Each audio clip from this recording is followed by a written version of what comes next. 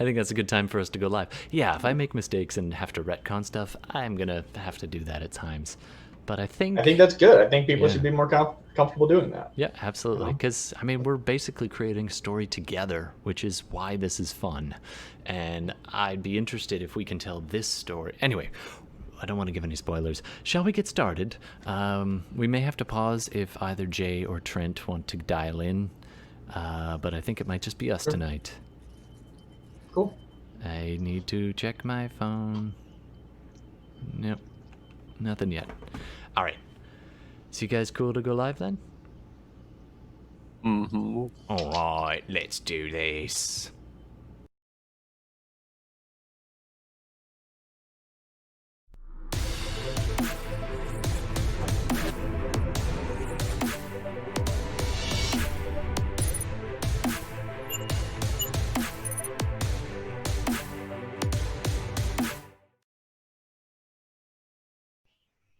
Check. 1, 2. Hey, Internet. Things are a little intense in our party right now, so we are going to dive right in. We're playing some Dungeons and Dragons. My name is Todd. We'll go around the table, get a quick recap, and then we're gonna dive in. Thanks, guys, for joining us. There's a Yofin oh, hey, Yofin. said, intense It could be or either. intense. It depends on whether they packed a tent. I mean, more D&D people really should consider it camping. I mean, seriously. Have you spent a night outside? It is not fun. Anyway, so thanks for joining us, Yofin, and everybody else. You're welcome to chat at us live. We do respond in comments. It reads it out loud, and we incorporate suggestions into the game. So without further ado, let's go around the table. Oh, who's that handsome fellow? It's... Hello. What? This... What? What? He's come out of the shadows, folks. I've come out of the shadows. He is... I finally got a webcam. Surprisingly... I could have gotten one long ago, but I resisted, so Yeah. here I am. Well, welcome. I'm glad you could join us, and thanks very much. So tell us a little bit about who you are. I'm Either Gordon, and in-game I'm or else. playing... I'm Gordon, and I am playing Fenris, a Shadow Sorcerer, and a mainstay of this campaign. And he's been on a very interesting journey. He got some sweet, sweet vengeance, Ooh, the tasty stuff. but really, really is hurt. And last I checked, is knocked out and fallen fell through a a gate that certain he way. yes, Yeah. fell a certain way through a gate that he used to kill many people and eventually opened. So Yeah, we shall see what happens. Yeah, you fell through. Now, that happened just in the nick of time as our next person also was involved in that scenario. Darcy. Take it away, Darcy. Hello. Hi, I'm Darcy. You can find me at twitch.tv/DarcyBits, which I'm now actually streaming on. Hey, I will definitely yeah. auto-host that stuff and raid that when I get the chance. Awesome. Very cool. The tagline is Hidden Gems and Other Oddities.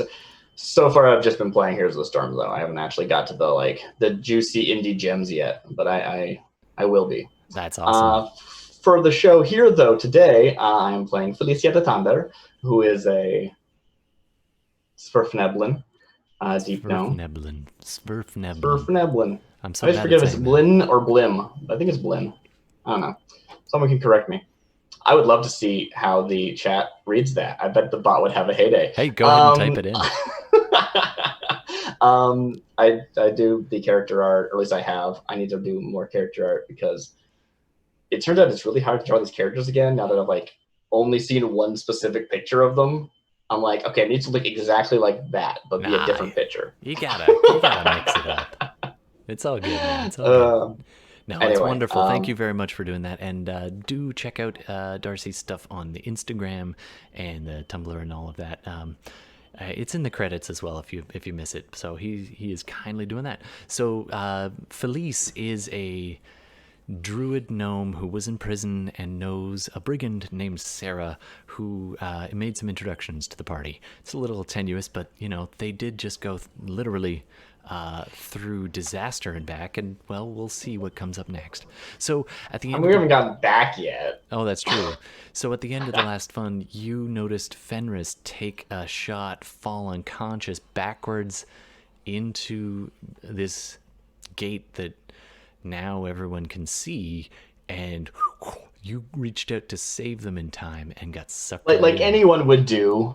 I tried to grab his leg, and as a tiny 2'5" gnome, gone. I'm gone too. Attempting to channel Benkuhm. So we're going to keep going around the table. For now, we're going to jump over to Darmita and Bela. Hey everyone, I'm Bela, and I'm playing Darmita, who is a fallen Aasimar, and she had trauma last week. Oh. Yeah. Oh, sorry. I laughed and it cut out. Yes, it's true. Darmita killed her mom in Mothers I Like to Fight, which, by the way, is the greatest chat name suggestion. We also do chat name episode name suggestions, so we went with that one. So thank you for that. I forget whether that was Gemini, Yaofed, or one of the other people. By the way, I should figure out how to do like mods and so on, so they can reward they're basically playing with us. Yofin. Oh, it's Gemini. Gemini. Nice. By the way, guys, in the Zoom meeting, can you hear it when it talks?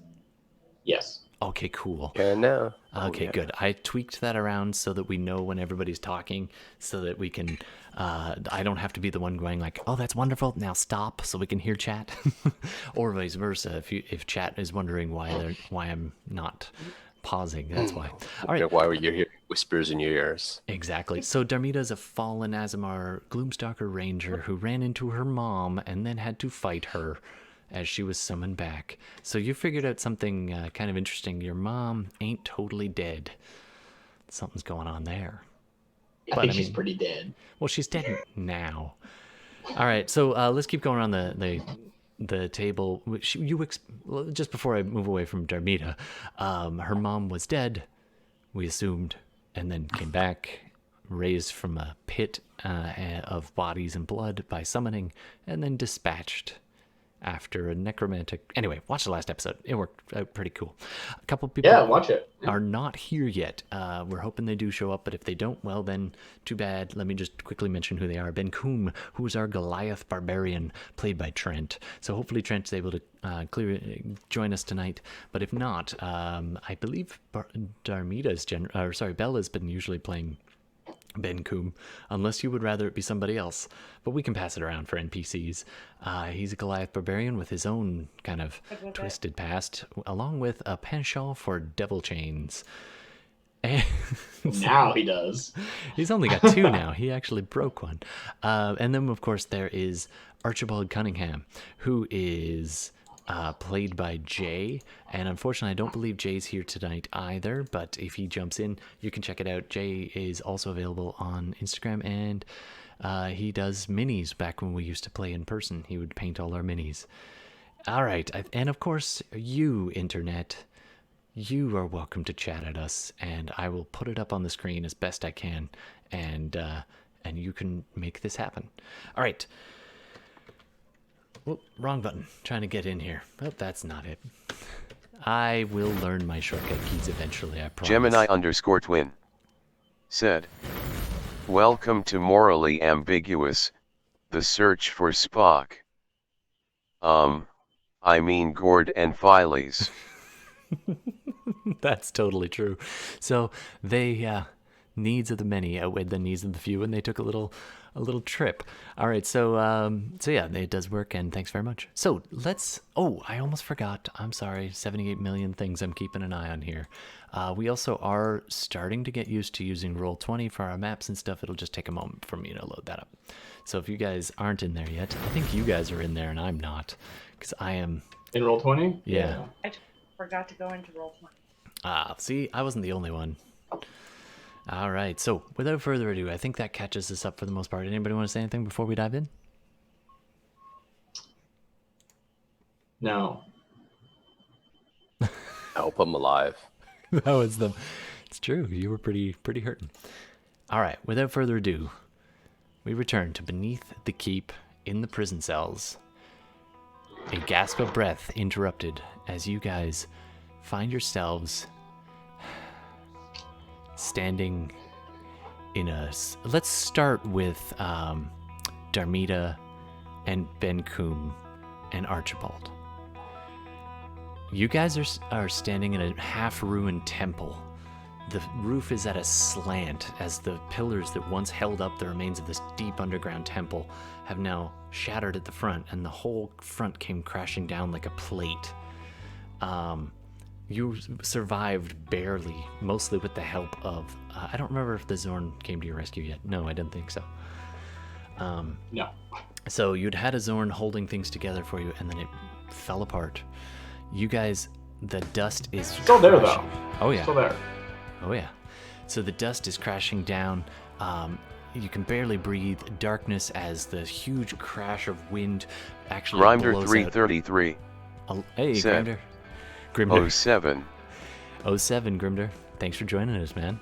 So we're just getting started, as you can probably tell. So the torchlight and the fires and the braziers that used to be lighting this place go out in this sudden blast of dust and wind from the collapse just a few feet away. It's maybe the worst of the collapse happened less than 25 feet, basically south of where you are. Benkuhm instinctively throwing his arms over some nearby people, so Darmita being too far away, he grabs onto Archibald and flings them both to the ground, covered in dust and darkness. Darmita, the last thing you saw before the darkness was your mother's face, slowly smiling,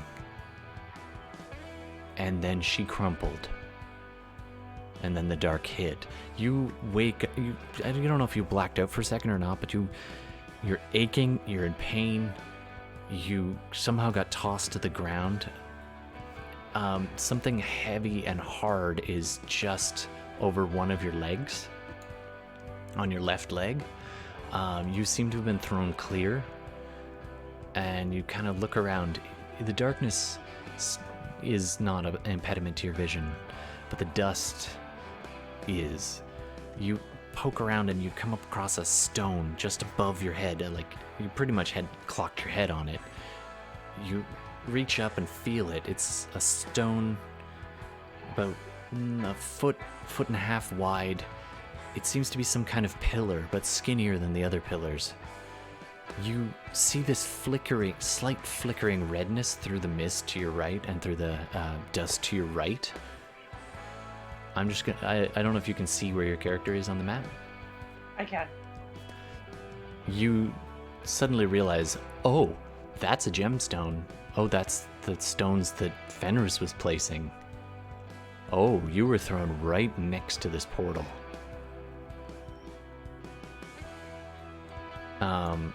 Archibald calls out, "Hello, is everyone all right?"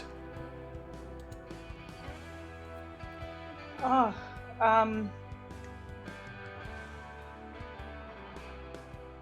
Archibald, is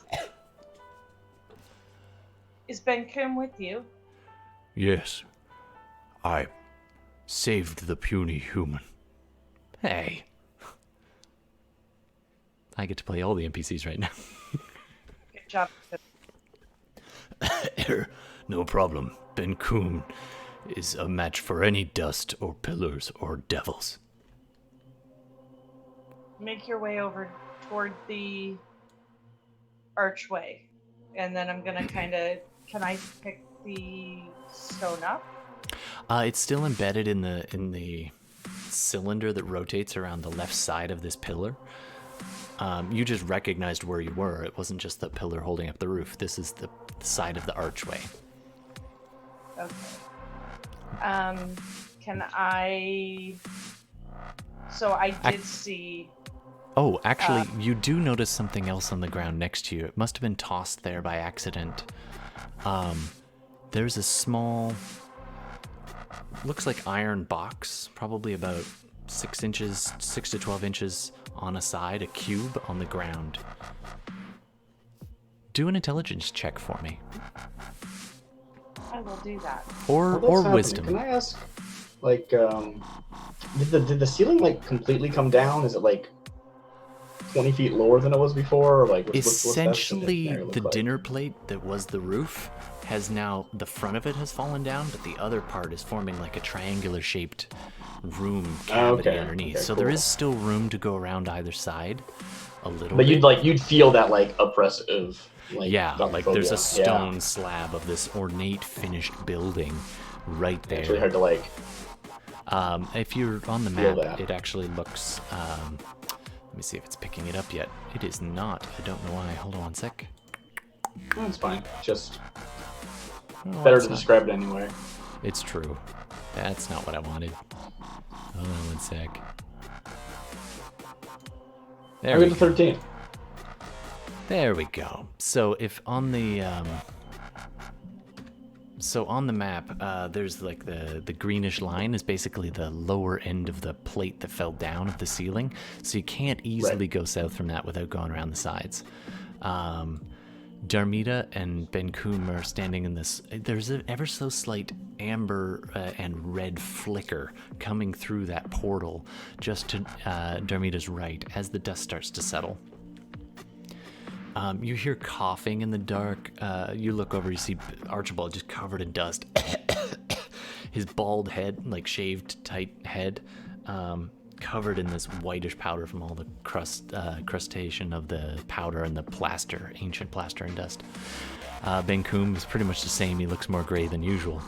And how'd you do on your intelligence or wisdom? 13. Okay. So, you remember seeing this box.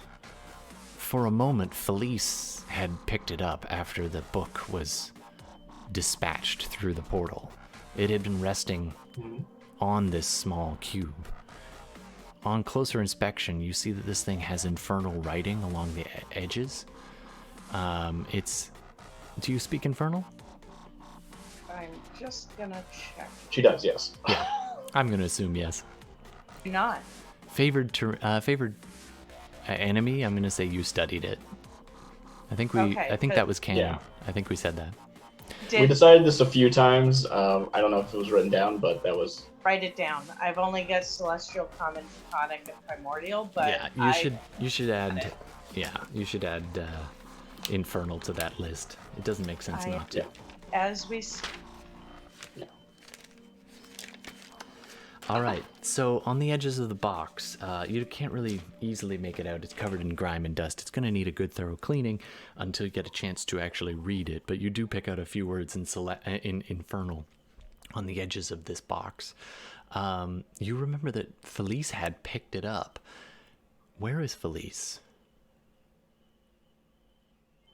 Did I see her? Well, first of all, did I see Fenris go into the portal, and then did I see Philees try to grab him? I'm going to say no.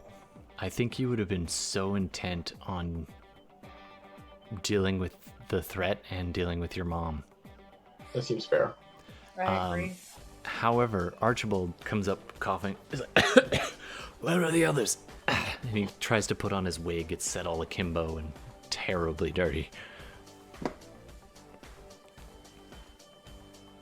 I don't know.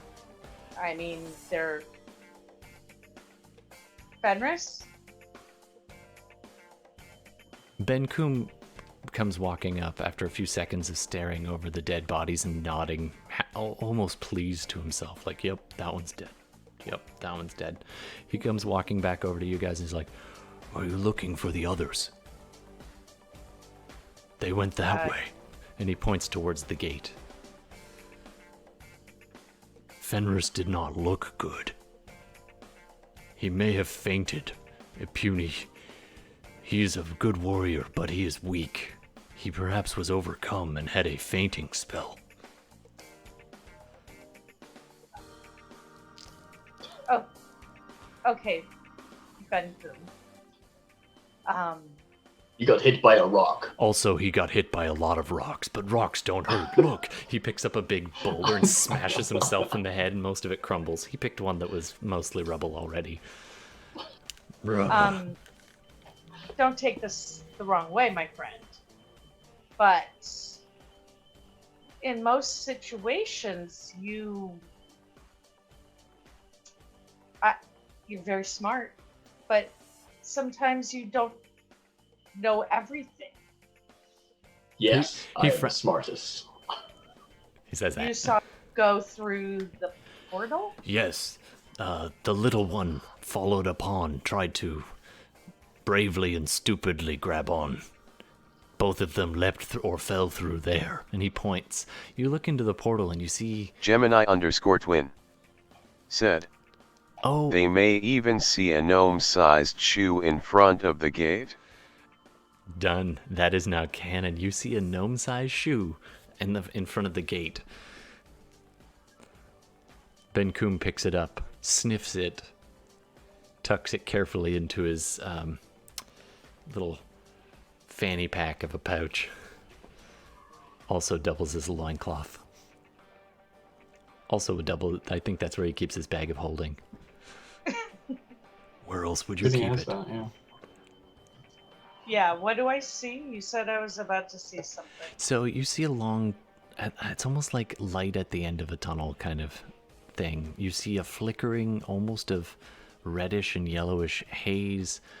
It's definitely dark on the other side, but there's a length of tunnel between here and the other side of this portal. You stare into it and see flickers and fire, and every once in a while you hear a cry, a yell of pain. You think you hear a child's voice calling for its mother.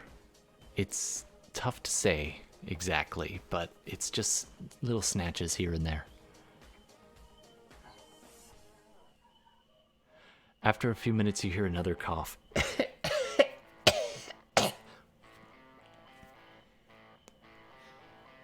Do I recognize? No. It came Can I just say that Archie is like looting bodies, basically? Yeah, that's fair. He's gone the over. bugbear, by the way. Oh yeah, the bugbear is standing in the corner. It also took a rock to the head and appears unconscious. I'm going to kind of train my crossbow, or my arrow rather. Yeah. Have a crossbow in this game. Wrong one. In the direction of the cough. All right. Just in the as the dust starts to settle, you see a hint of movement to the far left, kind of where you guys were taking shelter from, and before you sprung your ambush, and you see a shadowy figure kind of huddled in the dirt, pretty much just past where you left Austrin, right around here. It's not the zombie thing I just clicked on, but, you know, right around there. And like a zombie. And with that, we're going to pause there for 1 second. Fenris, Philees, you guys had a very strange sensation, almost like somebody grabbed you by your toes and started pulling in and up through your legs. And now it feels like someone has basically dragged you in through yourself, and you land on stones, but you get fresh-ish air. Wind is blowing. It's hot and oppressive. These are cobblestones. You look around for a second and you see Fenris. His pant leg still clutched in Philees' fingers. He hits when you have this strange sensation like you just fell from a height, but you don't have any recollection of landing. But you definitely heard Fenris' head hit the cobblestones hard with that sickening melon sound. Oh, all right. That was not that. Fenris. And I'll cast Healing Word. I don't know if I have a fancy way of casting it. I should come up with something cool for Philees, but The important thing is that I cast it. You concentrate on the little green stone that is your druidic focus, and channel a little bit of nature's energy into Fenris. Even just the words, his eyes flash with a slight green from beneath the lids. Same color as their stone, and then he awakens. Go ahead and roll your D whatever. Yeah, I think it's like modifier on top, right? Is that how it works? I believe so. Let me just make sure this is set right. I don't have my sheet open right now, but it's probably correct. Oh, I've roll internalized 20. numbers properly. Trying to figure this there we go. out. Oh, there we go. Do. Yeah, that's accurate. So 5 hit points. Nice. It's just for getting you up, right? That's the point. Yeah. All right. Oh, good. Hi. Where did we list you there? And I think I'll like look behind me from where we came. You look behind. You see. This is strange. There's a street. You're in a town.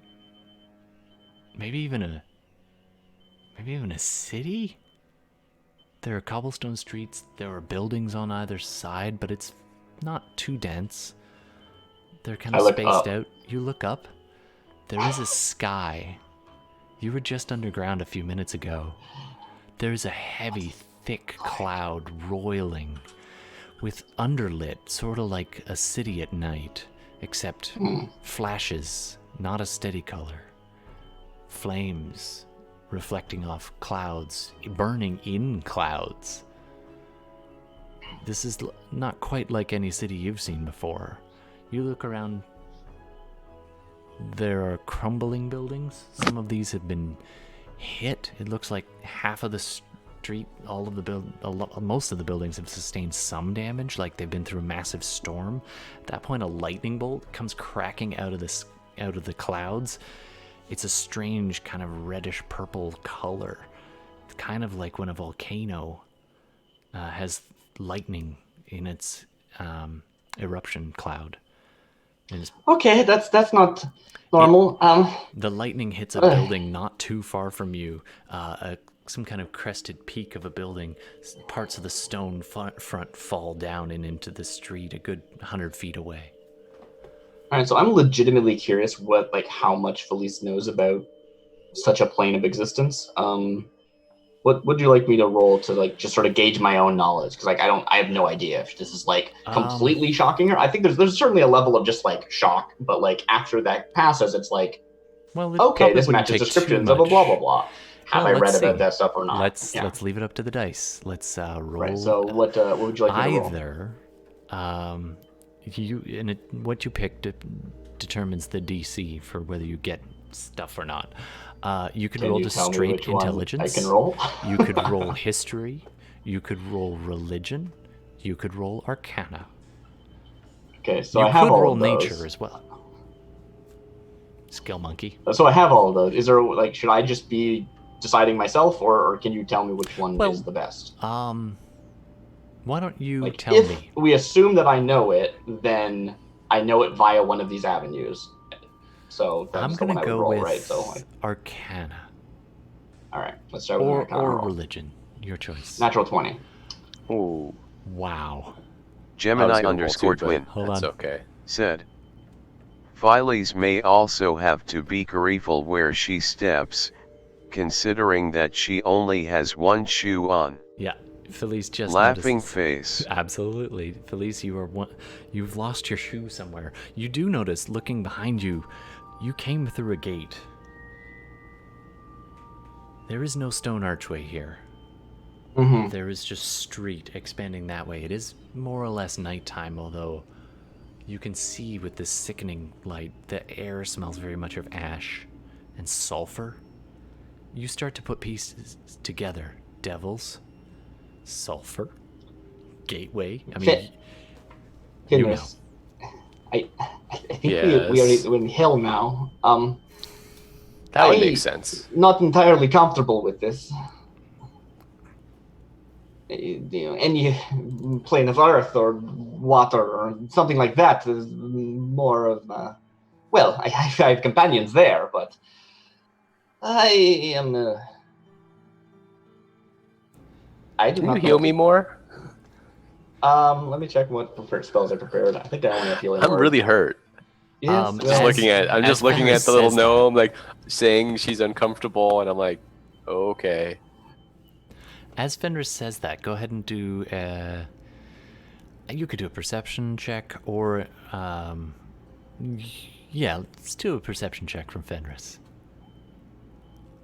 Okay.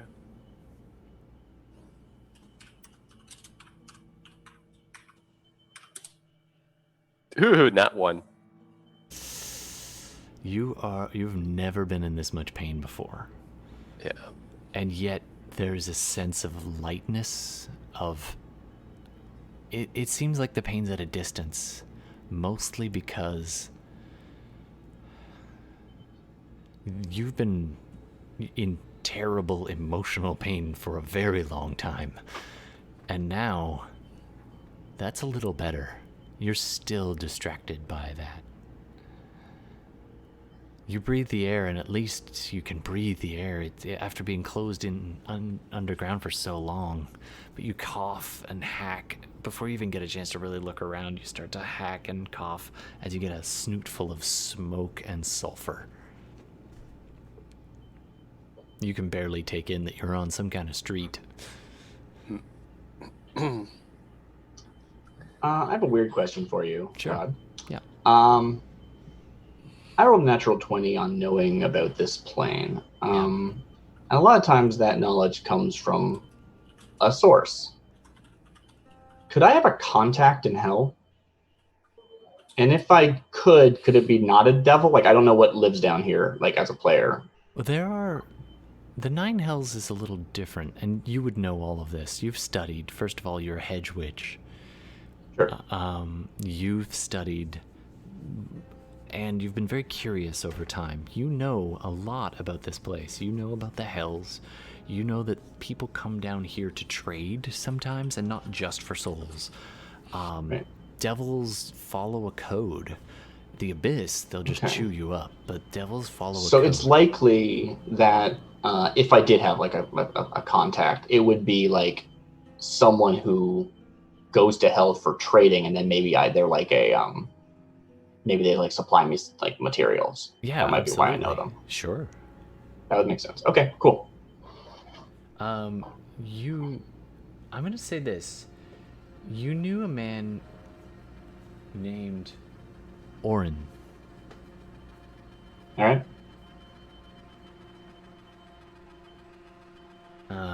And he let slip one night. He was trading with you in your forest, and he let slip that he has traveled here before and often spends time down here. And he said it, and you thought he was half joking, but then he's like, "No, it's all good." Anyway, we'll come back to that. I like that concept. Cool. You do know this much. There are cities in hell. This doesn't look like one of them. With a nat 20, you get an idea that this was a mortal city. Devils don't... Well, the Hells get corrupted, and they do have chunks of beautiful museums and so on that come through. This isn't that either. This looks... I don't know. It's hard to put together. This looks fresher somehow. This is the part where, like, I basically forget that I'm scared and start getting curious, right? And I just, like, start being like, well, this is rock, but it's different than we are rocks. Is it still rock, technically? And I'm, like, approaching it from, like, a naturalistic view, right? Where it's like... I mean, I work with stone. Is this stone or is this not stone? Does you this pick count? up a stone and you lick it. Right, yeah, and totally. It doesn't... The surface has a taste of brimstone on it, but that might be just the dust. This is just regular igneous rock. This is... You would say it's a northern city of some kind. The granite sort of tastes similar to, not too far from your region, but it doesn't have that kind of earthy, potatoey taste that you get in Northamlet, and so on. But it definitely, you get the sense that this isn't from hell, but it is now here. Oh, cool. Okay. The whole sky slowly rotates.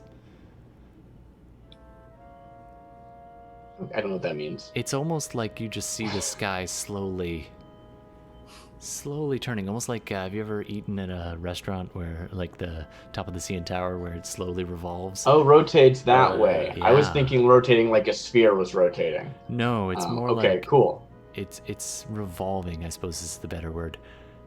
Ever so slightly. You pick that up and you're just like, this is moving, but you can barely feel it. If you really concentrate, you can sense that this ground is not entirely solid. That's about as far as you get. Let's jump back for a few minutes. See if we... I started this by calling it "Let's Split the Party," but I don't know. Darmita. There is a shadow, withered. For a second you think it's that zombie in the corner. And then you notice that he steps forward, and your keen eyes pick out balding head, long scraggly beard, dusty but tattered robes, high-pitched kind of squeaky voice. Don't shoot. Don't shoot. In the darkness, you see the old hermit. Like, wait a minute.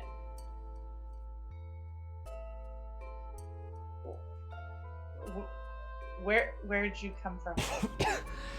Oh, you do know how to make an entrance, or is that me? Sarah. You. Sarah, that was her name. Sarah told me where I can find you. I had a vision, and I left the camp, and all those terrible nonsense, and I needed to find you. Oh, it's so good to see you again. He comes walking up and extends his hands out. Archibald whips out his... Oh, sorry, go ahead. I'll take his hands. Okay. Archibald draws but doesn't ignite the sunblade, and he whispers to Benkuhm, and Benkuhm nods. The old man's holding your hands and looks at them and says, yes, Terry, and the big one. Hello. If I recall correctly, Sarah's supposed to stop you from wandering off. Am I right? That's not the voice. I'll figure it out later. Yes. Archibald, by the way. But you see, Sarah was not with me. And I still have a few tricks up my sleeve. And he holds out his arm, and the robe, and literally like a few dead doves fall out of his pocket, like he just miscast prestidigitation, and looks down. Oh dear. And he picks up. Oh dear. Oh, and he's holding this dead pigeon in his hand. Like, oh, sorry, tucks it away. I'll fix that later. You see, Sarah was with you, and I remembered something very, very important that I needed to tell you. So I followed the river, and then I remembered left foot, right foot, then to the rocks. Then there's the hole above, but not too high in the sky, and then, as I got there was a group coming down some ropes, and there was Sarah, and she told me where you were, and grabbed my arm and said I needed to come with her, but I really needed to pass on a message to you. You can never trust Hoot. Am I right? You know about Hoot? Yes, he is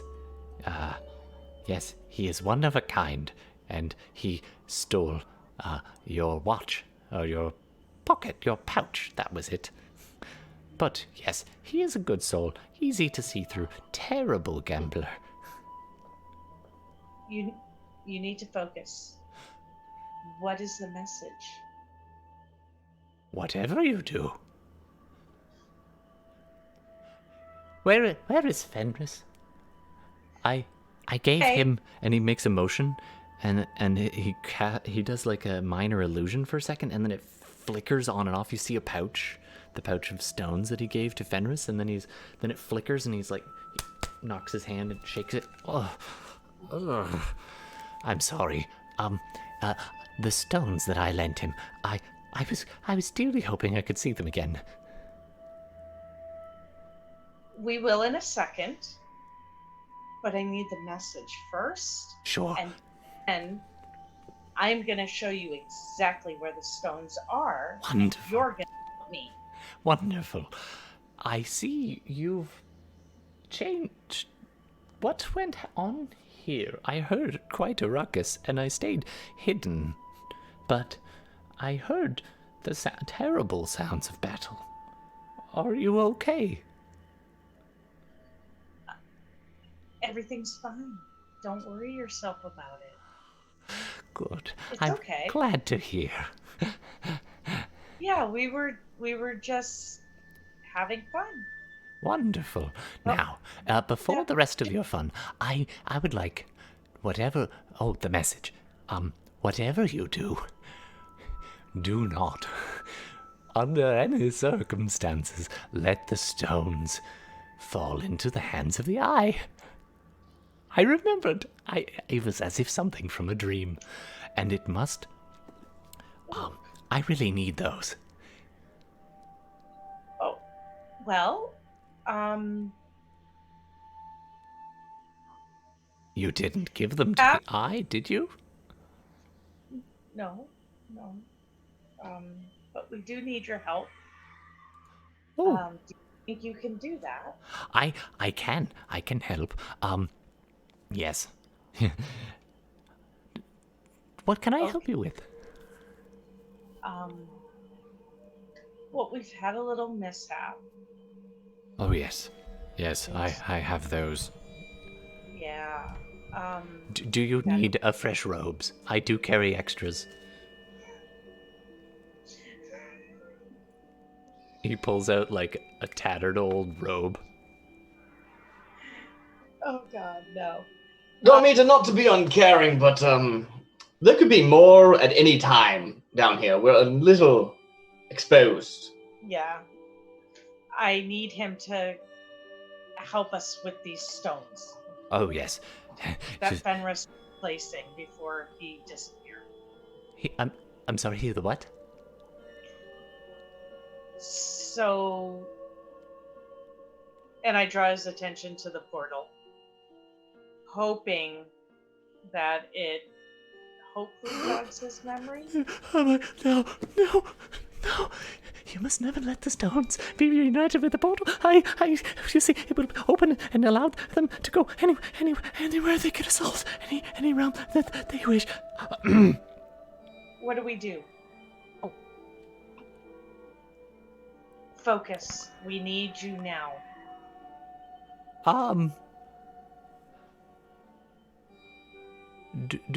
Do you know what color of stone he put in? And he goes kind of walking over, and he's bumbling around.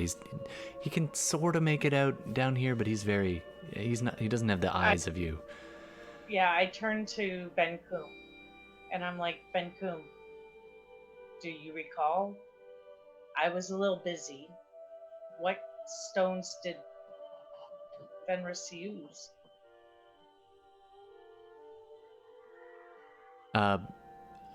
Gordon, do you mind rolling to see what Benkuhm noticed?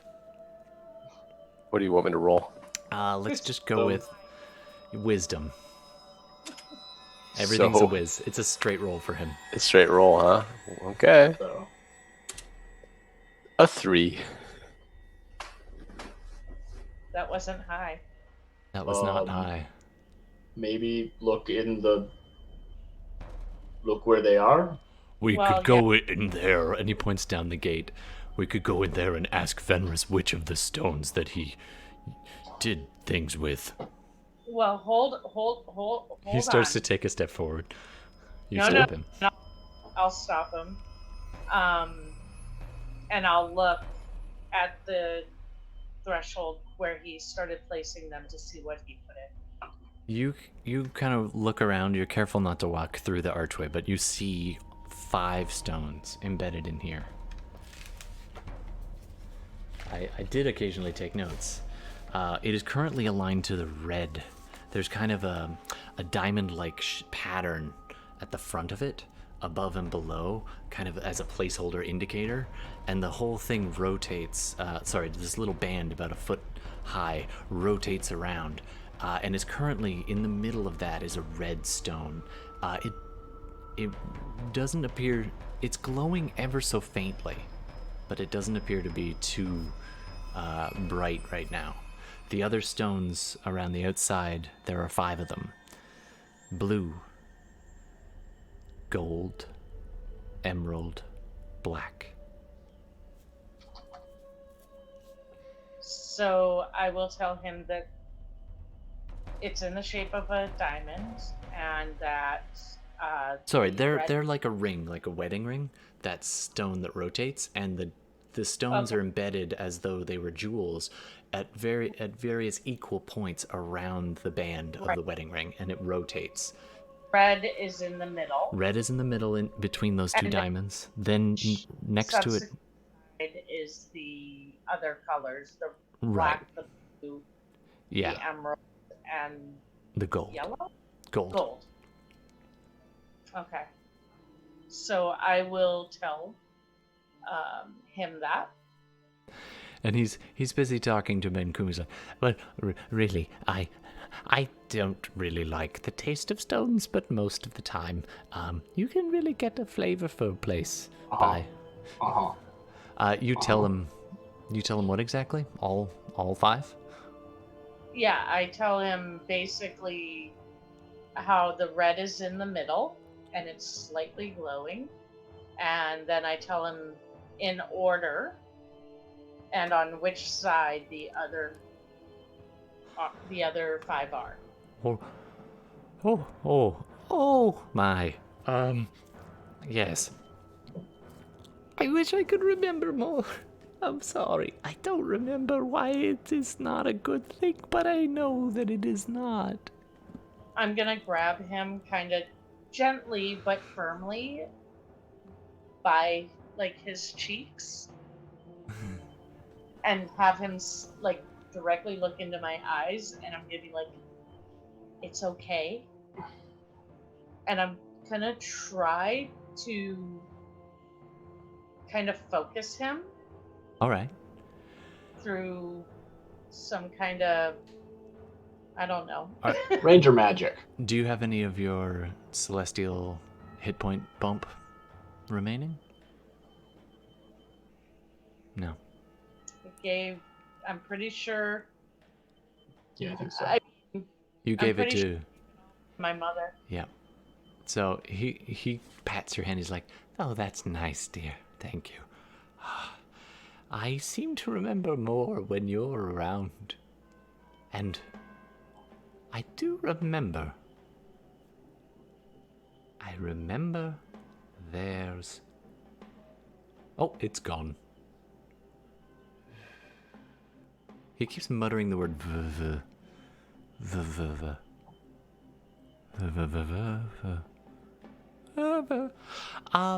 So, I'm sorry, did you say that the redstone, you wouldn't want to put that in?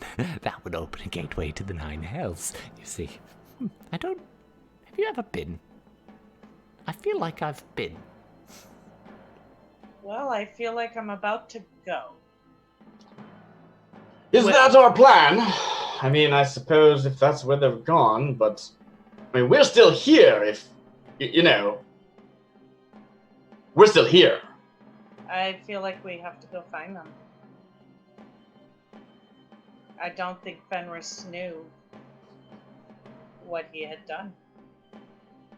We can't leave them in there. And that seems like a good pause point. Oh, sorry, you were going to say that? We'll jump back over to Philees and Fenris. Cool. All right. Fenris. I'm looking around now. I'm trying to shake kind of the pain away.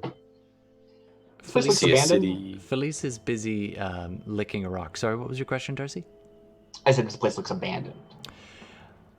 It definitely looks It was like ruined. It looks like a city that would be ravaged by war.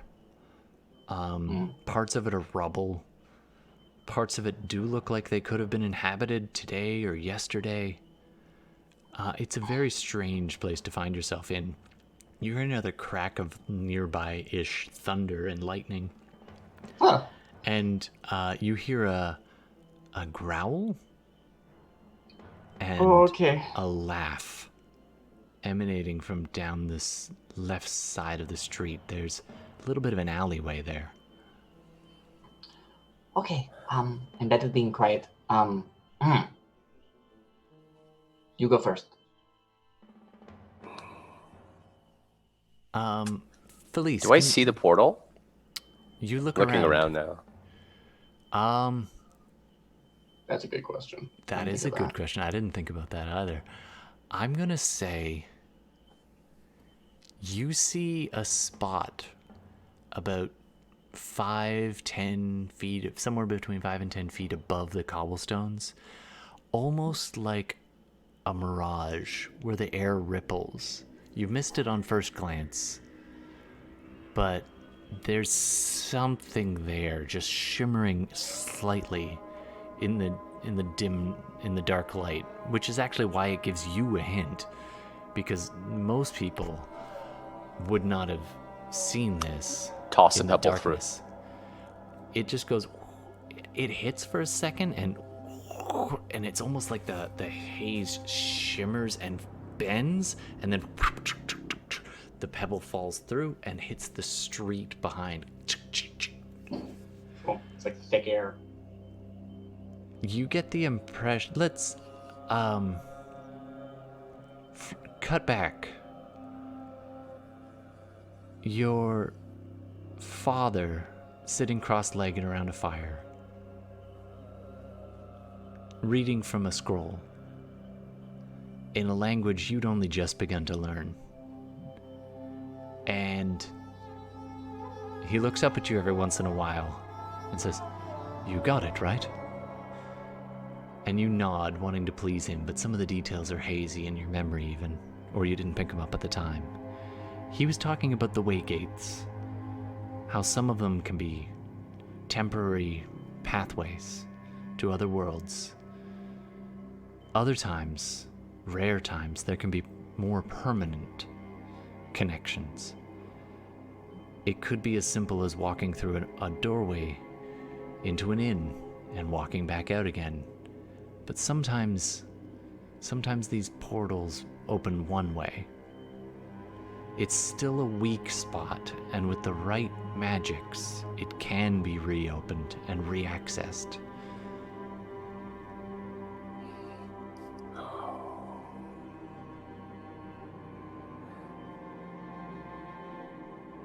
I see the pebble kind of falling down, and I just kind of look at it glumly. I look at Philees. I look down the alley where I heard the noise, and I'm going to start walking down towards it and just kind of limp my way down. Like, okay, what is this? All right. Is that? Do you want to? Stealthily. Go ahead and roll stealth. I go shh.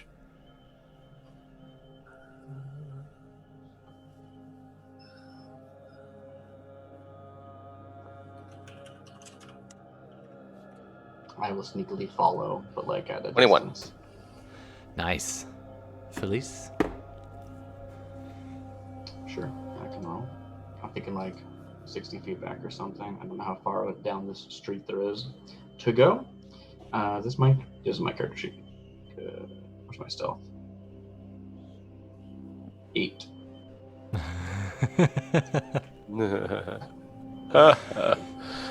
For all I know, I haven't even started moving yet because I'm just sort of Yep. I'm going to follow along so that I stay within range, but that's my goal. You right? are not a very quiet being by default. While I go, by the way, I'm going to use here's a question, dose actually. of my ointment. Like good Tums. I don't know how many I have left. I only used it once. Yeah, you've got plenty left. So. Todd, is this a stone environment? It's a street. It has stones in it, but it's not underground, so it's not going to give you advantage. Okay. Sorry. Worth asking about. Oh, right, because if it's a natural stone. You know, some of the rubble, I might, so remind me. But in the more worked areas, which this is, you're not going to blend in very well. Yeah, I don't think it even says natural, but I have to double check. And but Gordon, either way, that's fine. I'm okay with that go ruling. ahead. I forget exactly how many charges are in it. I may have to retcon this later, but go ahead and roll 2d6 for me. And add 3 to the result as well. It's 2d8 plus 2, I already did. Oh, I know, but this is for the number of uses. Oh, okay. Roll. What do you say? 2d6? Yeah. Plus 3? Mm-hmm. 9. Okay, so you had a total of 9. You've used, this will be your second. Yep. Okay, so your head clears, the ointment sinks in, you gain a bunch of hit points as you rub this ointment. It's almost like tiger balm on the back of your neck where your ache was, and it just my soaks head. in your head. Been bashed. Yeah. So it's helping you. As you're going down the street, the ringing in your ears clears, which means you can now perceive a little bit better. And you look ahead, and you see some movement. It's like you've gone down one side street with it's a little bit lopsided now, but cobblestone streets and some of the buildings, you turn and you look down this side street that you get up to, and you can see a ways off a half-crumbled storefront, and you see a child. Probably 6. Human child, just in front of this store, sitting on the ground, covered in dust, looks to be wearing normal, everyday peasant wear clothing, but not like peasant, like poor, but just everyday town folk clothes. Commoner, that's the word I'm looking for. Thank you. And the kid is clutching one knee and stands up, looks off to kind of a small pathway between some other buildings up ahead. You guys are about 50 feet to from it at the moment, but you can see this child standing in front of this store looking around. The rest of you hear a growl and a grunt from further down the street. It looks like inside one of the buildings there's something that's making a noise. You hear a crash of some wood, maybe shelves or something, or a table being thrown over in there. Again, it's about 60 feet away. The child is between you and it. Can I attempt to identify it via animal cries, but probably not an animal? Yeah, you could go ahead and roll a nature check. Cool. I mean, okay. I wasn't expecting it to be nature, but I can do so. 19. 19. Nice roll. It sounds a lot like... It's similar to kind of guttural parlance of goblins and orcs, except much more resonance, as though it's a large creature. Probably humanoid. It definitely... Interesting. Okay. There's somewhere in that building is a guttural type creature, but sounds like it would be... I mean, it reminds you of this old half-orc when he's really drunk you used to know, but much, much more animalistic. Take that plus a strange kind of angry bear kind of sound. Nice. Okay. Not something you'd find in a city environment usually. Is that my interpretation? Because my reaction to what you Gemini said was very... Twin said, and due to the aid that Philees got, she kicks or steps on a small piece of rubble in the street. You bang a toe with her bare foot, and you cry out involuntarily. Hey! Oh, where did my shoe go? The guttural stuff and cracking and stuff kind of pauses. And a few seconds later, you see this kid, the kid in the street, looks up and sees the two of you. Well, sees at least Philees, both of you. I think I'm still hiding in the shadows. Yeah, you're still in the shadows, but it definitely looked in your direction and noticed something there, probably Philees, and sees you and goes, eyes kind of hopeful for a second, then confused, then looking back to this little alley, and then you hear the guttural sound stop, and this head pokes out from about 60, 70 feet down from the storefront. It's got half of some kind of meat in its mouth. It looks like clothing. It was meat that wore clothes.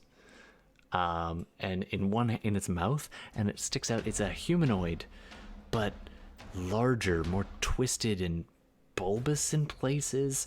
A large kind of beard-like thing, except the beard seems spiky, as though it was decorated, or maybe that's just part of its face.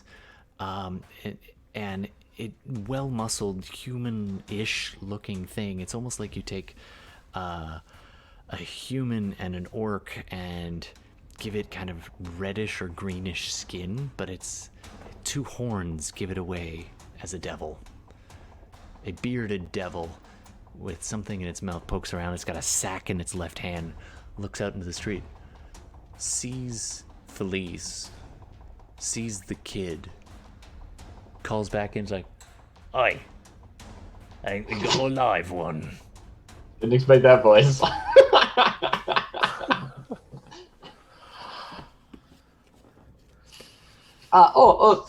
Sorry, didn't mean to interrupt. You hear the sound of some things being dropped, some footfalls, as two more of these bearded devils start walking out of the shop. They look at you and the child. "Oh, little ones. Little one. It's all right. Don't be afraid." We really are in Nas Hamlet still. Wow. I have like 4 voices. Pick one. I'm kidding. Your voices are great. Don't let me get you down.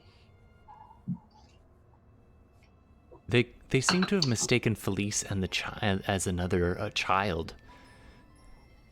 Out of the shop, one of the other ones calls out and says, "Hey, is that the little guy we saw on the street yesterday?"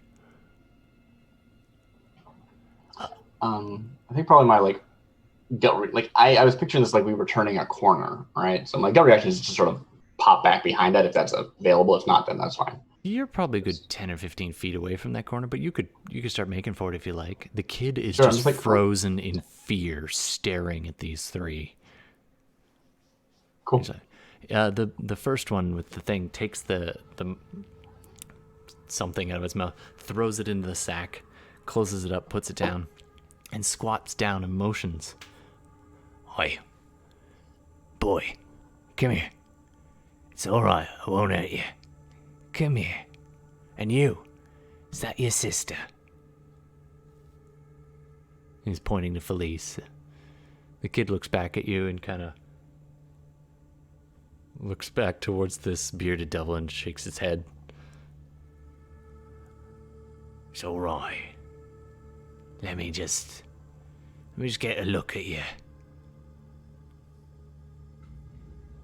And it makes a lunge for the kid. I mean, I assume I don't see much of that because I jumped behind the corner, so... You would have... Fenris sees this. Yep. As you're standing and Philees goes around the corner. He grabs the kid literally by one ankle. My foot. Yeah. You look around. You don't even see Fenris because the stealth check was too good. Well, go ahead and roll perception.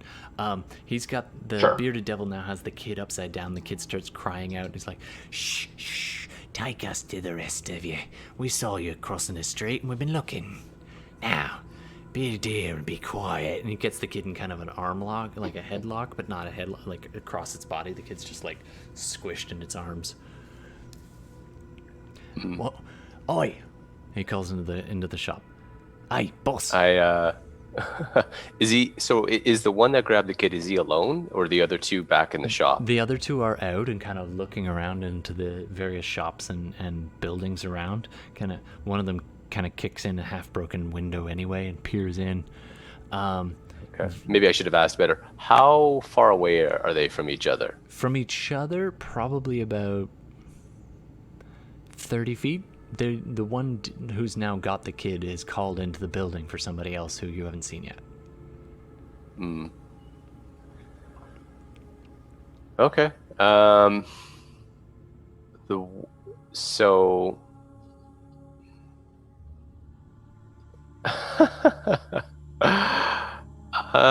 They don't appear to have Okay, noticed here we you go. yet.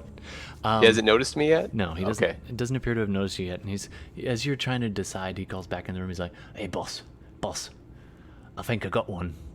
The other one went up the street that way. I think it was his little sister." And you hear this voice call out. It's a very refined voice in a weird kind of way. Still guttural, but smooth. And you hear this. "Yes. It's probably that family. Let's get them. Bring them. Don't kill them." Oh, that doesn't sound so bad.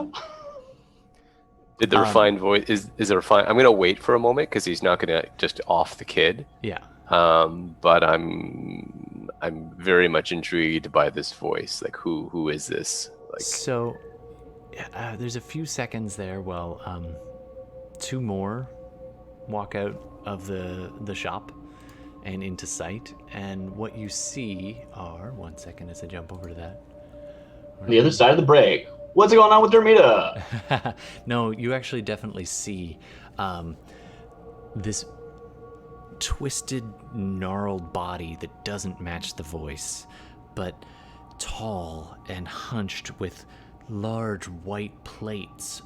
Wait, those are bones. Its face is skeletal, and yet it's got this twisted spine and this long, twisting tail. You're looking at a bone devil.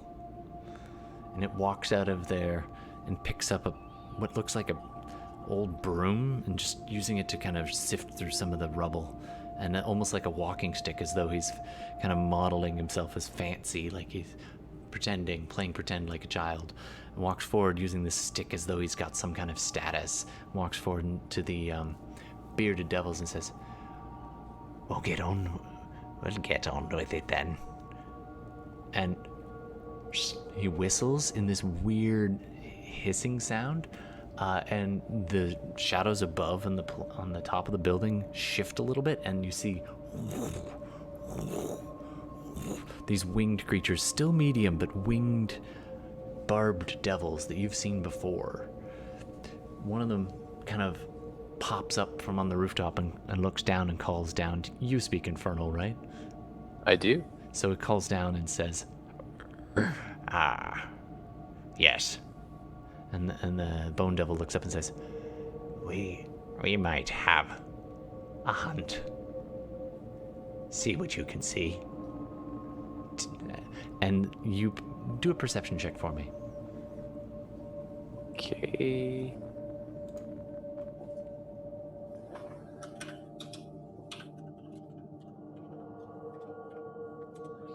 $17.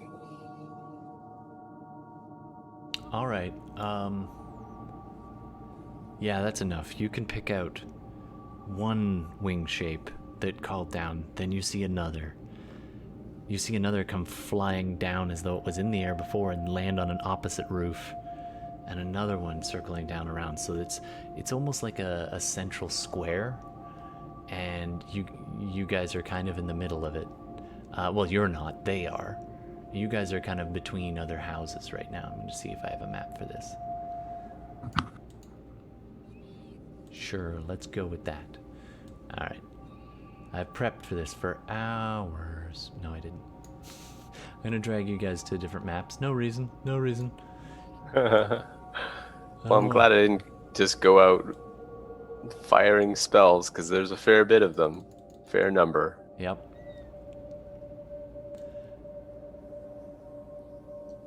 All right, so Are you Still able to black see? for us, Okay. at least for me.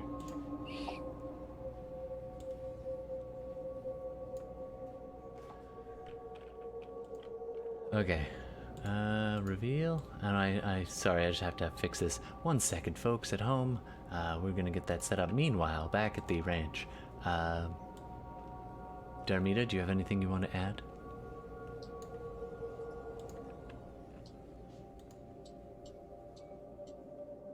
I don't. And I would want to be trying to get the old man to tell me how I could get in there. Like, is this portal still open? If we were to jump through it, would it bring us to where they were? Would it bring us to a different part?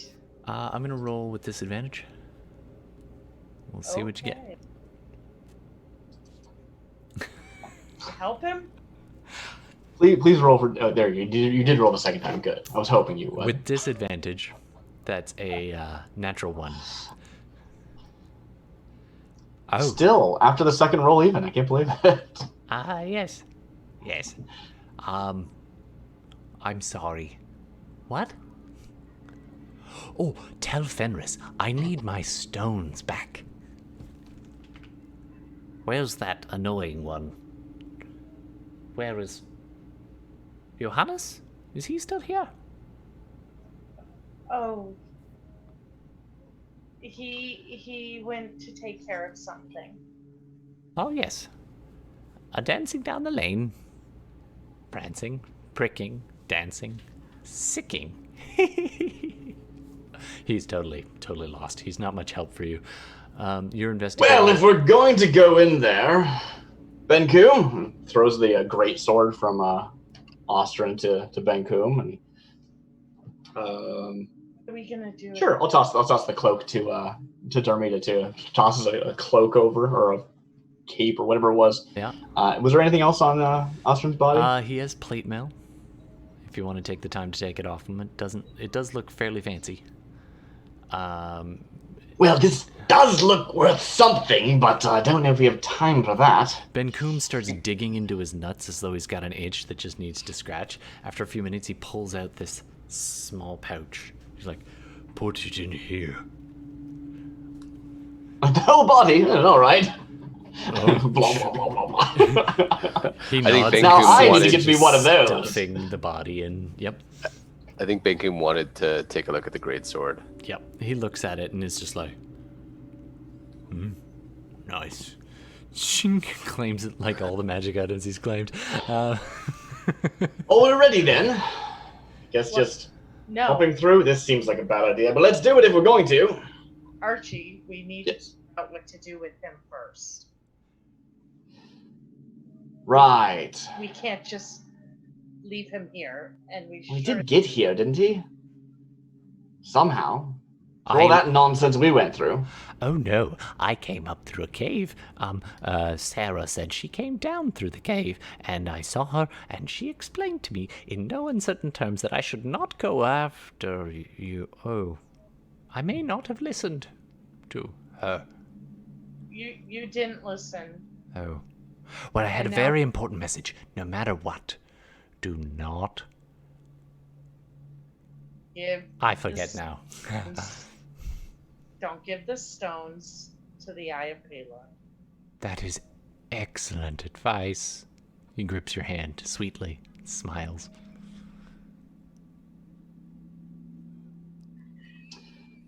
What do we do with him? If you want to take responsibility for him, then that's your prerogative. If you want to bring him with us, that's an option, I suppose. Benkuhm, what are your thoughts? I need to figure out what's up with this weird urn that Philees was carrying around. Must be worth something. I'll take it with us. Archibald can go ahead and roll. Oh, we'll do that later. Yep. She's been hauling this bit of treasure, and he looks in it for some alcohol and immediately gets attacked by a mimic. No. But anyway, so he does scoop it up just so you have your favorite toy. And Benkuhm's looks around and is like, well, I said I would follow where Fenris leads. He is a natural leader, and I guess we go there. But I don't know why he would lead us through this portal if that wasn't a good idea. He did open it. Gate, or whatever I want to call it. Gate. Gate. So, by the way, just going back, my brain is not working It's okay. tonight. We may have to retcon stuff anyway to make this all shoehorn it. I'm fair with that. The box that I found, yes. I know I did a check on that. Did I find out what that was? It looks like a puzzle box in Infernal. Ooh. It's some people used to use these to hide a very valuable something. It will have a way of opening, but you're not entirely certain what that is. You also find Ostrin is carrying a shield. You might want to put that down if you're stuffing the whole body and all the equipment into it. Great, yeah. You gonna try something? Benkuhm actually hefts the shield and is like, ooh.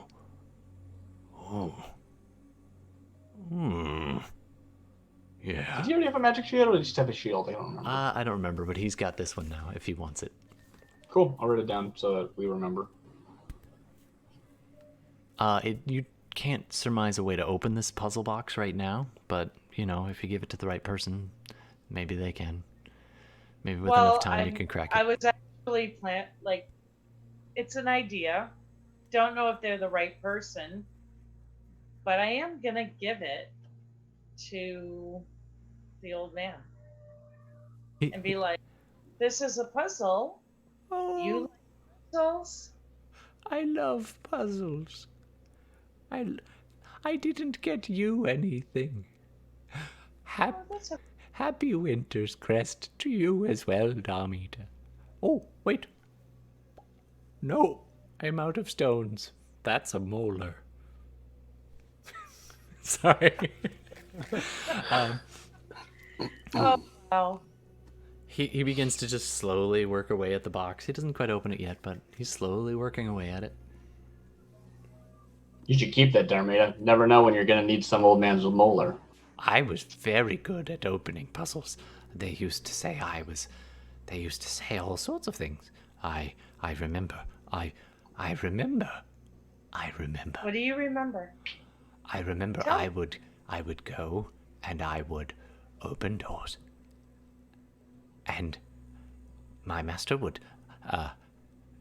be very appreciative, and he would pat me on the head, and I would let him off, and he would get off, and he would go in and he would listen and watch, because that was our job, was to watch. And we watched, and oh boy, we did a lot of watching.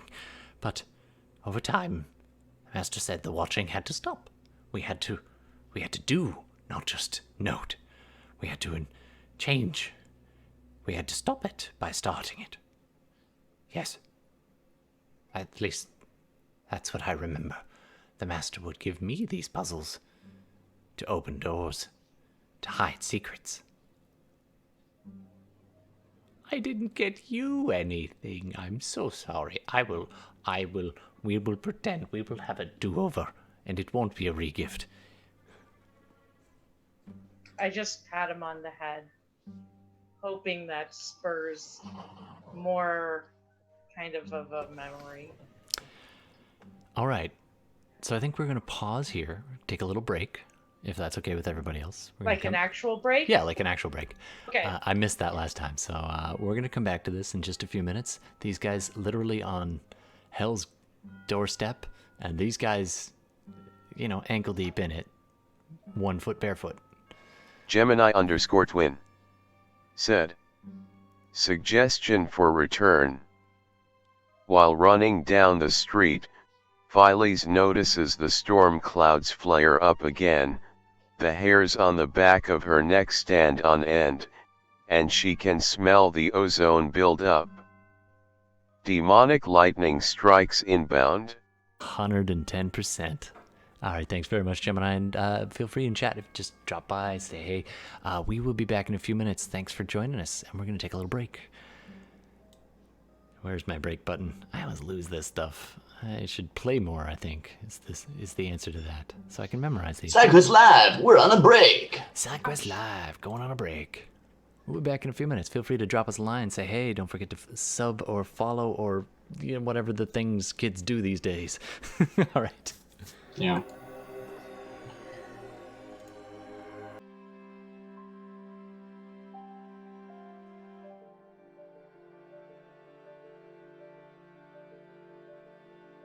That's not it. There we go. I think we are back. Hello, internets. We are returning from a break. I don't know why. Those are the credits. Don't forget to check out our credits for all our music attributions for our copyright-free and Creative Commons music. This has been brought to you by. Hey, what's tonight's episode brought to you by? Finn said, "Yay." Brought to you by Yay. Are you tired of saying cool or sick, bro? Return to a classic. Return to Yay. Sorry, I don't know. Anyway, so we're back. We are, do me a favor, Darmita and one of the other two guys who are with us tonight, roll a d6. Okay. Sure. A 1. Okay, so we're going to start with Darmita. Because everything is higher than a 1. 5. So we're going to start with Darmita. You are standing outside of that gate, staring at the slight shimmering of colors inside there, where your friend disappeared. Well, friend, ally, frenemy? I don't know. You know, Fenris. He was cool to you. No, I trust Fenris quite a lot. I would consider him definitely a friend. Fair enough. Well, he's on the other side of that gate. Finn said, "Tonight's episode brought to you by Norfolk and Waple. You want that delivered tomorrow? Norfolk and Waple, you want to ship rabid weasels. Norfolk and Waple, for all your shipping needs." Nice. Absolutely. I don't even know if that's a real thing, but it's not up here in my city, so yay. All right, so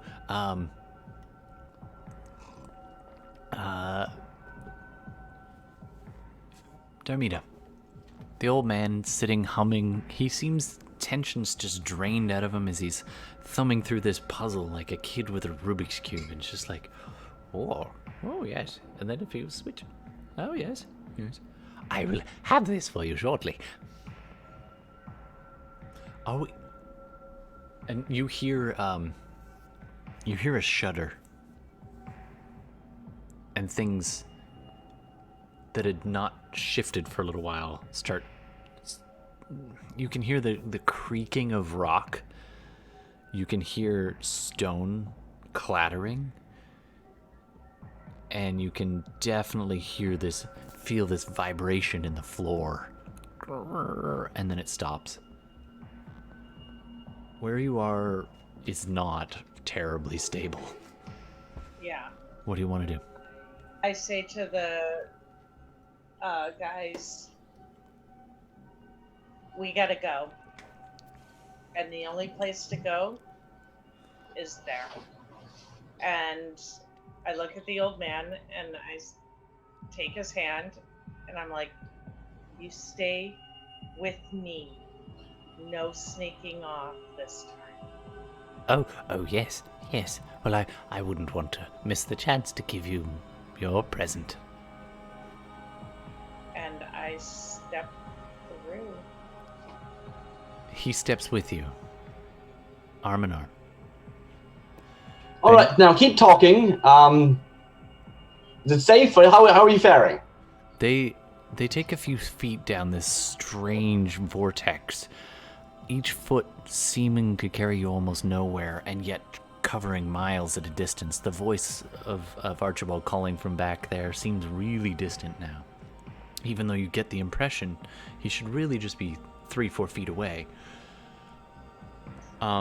Well, she doesn't seem to have been turned into ribbons. That's good enough for me. It is a stable portal right now, and Archibald turns to Benkuhm and says, "After you."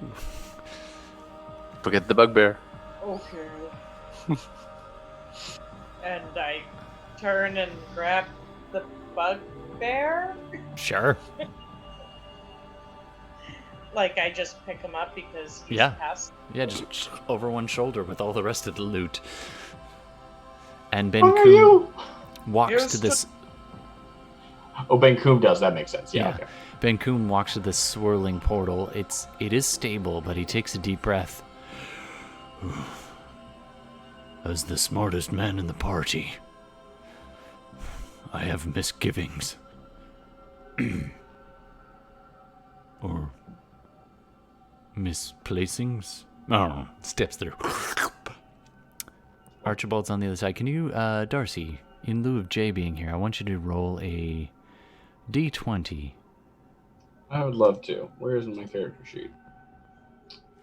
All my stats are 0, so It's I'm either strength for that. intelligence, actually, but same difference. Strictly speaking. 17. 17. All right. So on the other side of that vortex, Darmita, you get thrust out into the night. The air doesn't feel as dusty or as close, but it definitely has a strong scent to it. You land in that same area, that street, the cobblestones beneath your feet. You land on your feet, though. The old man kind of stumbles a little, but you hold his arm so he doesn't fall. You appear in what seems to be a half-ruined street. Go ahead and roll perception for me. Okay.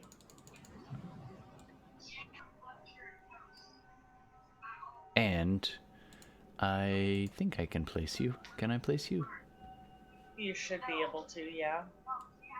It didn't roll? Oh, there it is. 14. I'm a little lagged. There's the old man. Do I have his thing here? I think I do. Let's see if I have it.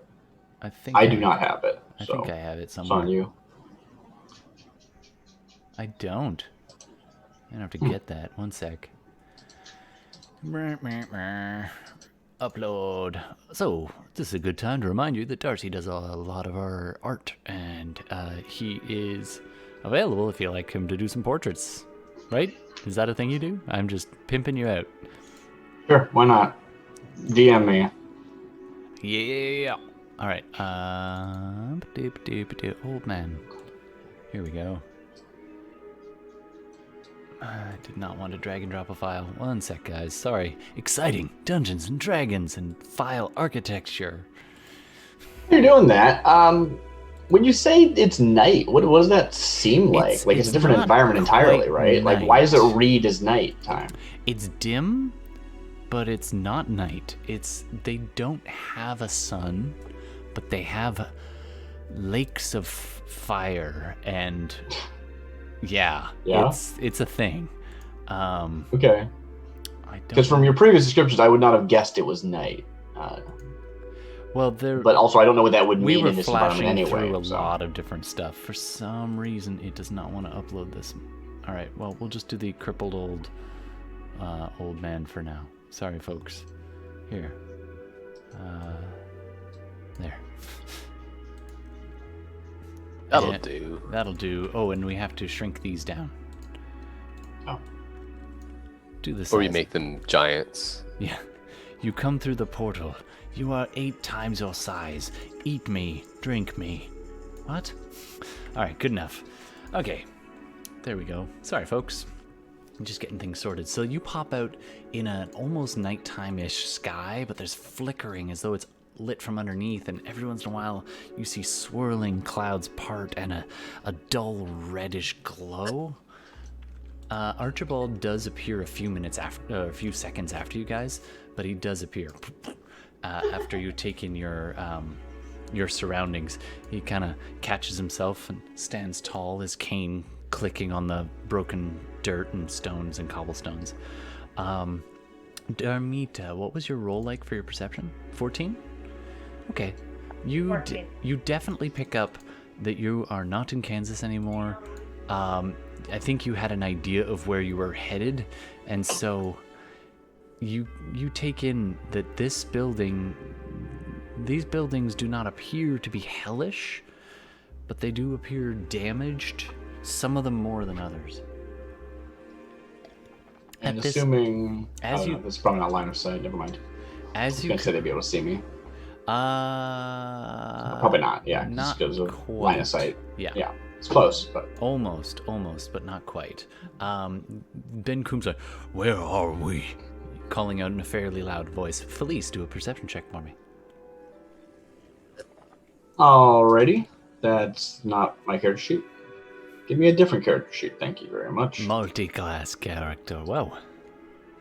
19. All right, you definitely hear Benkuhm's baritone bass voice calling out in the dark.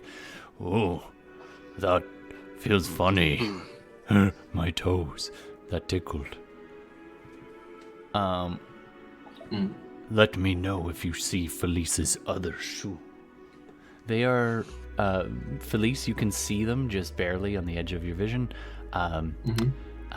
They do appear to have appeared in the street, basically where you guys had stepped through.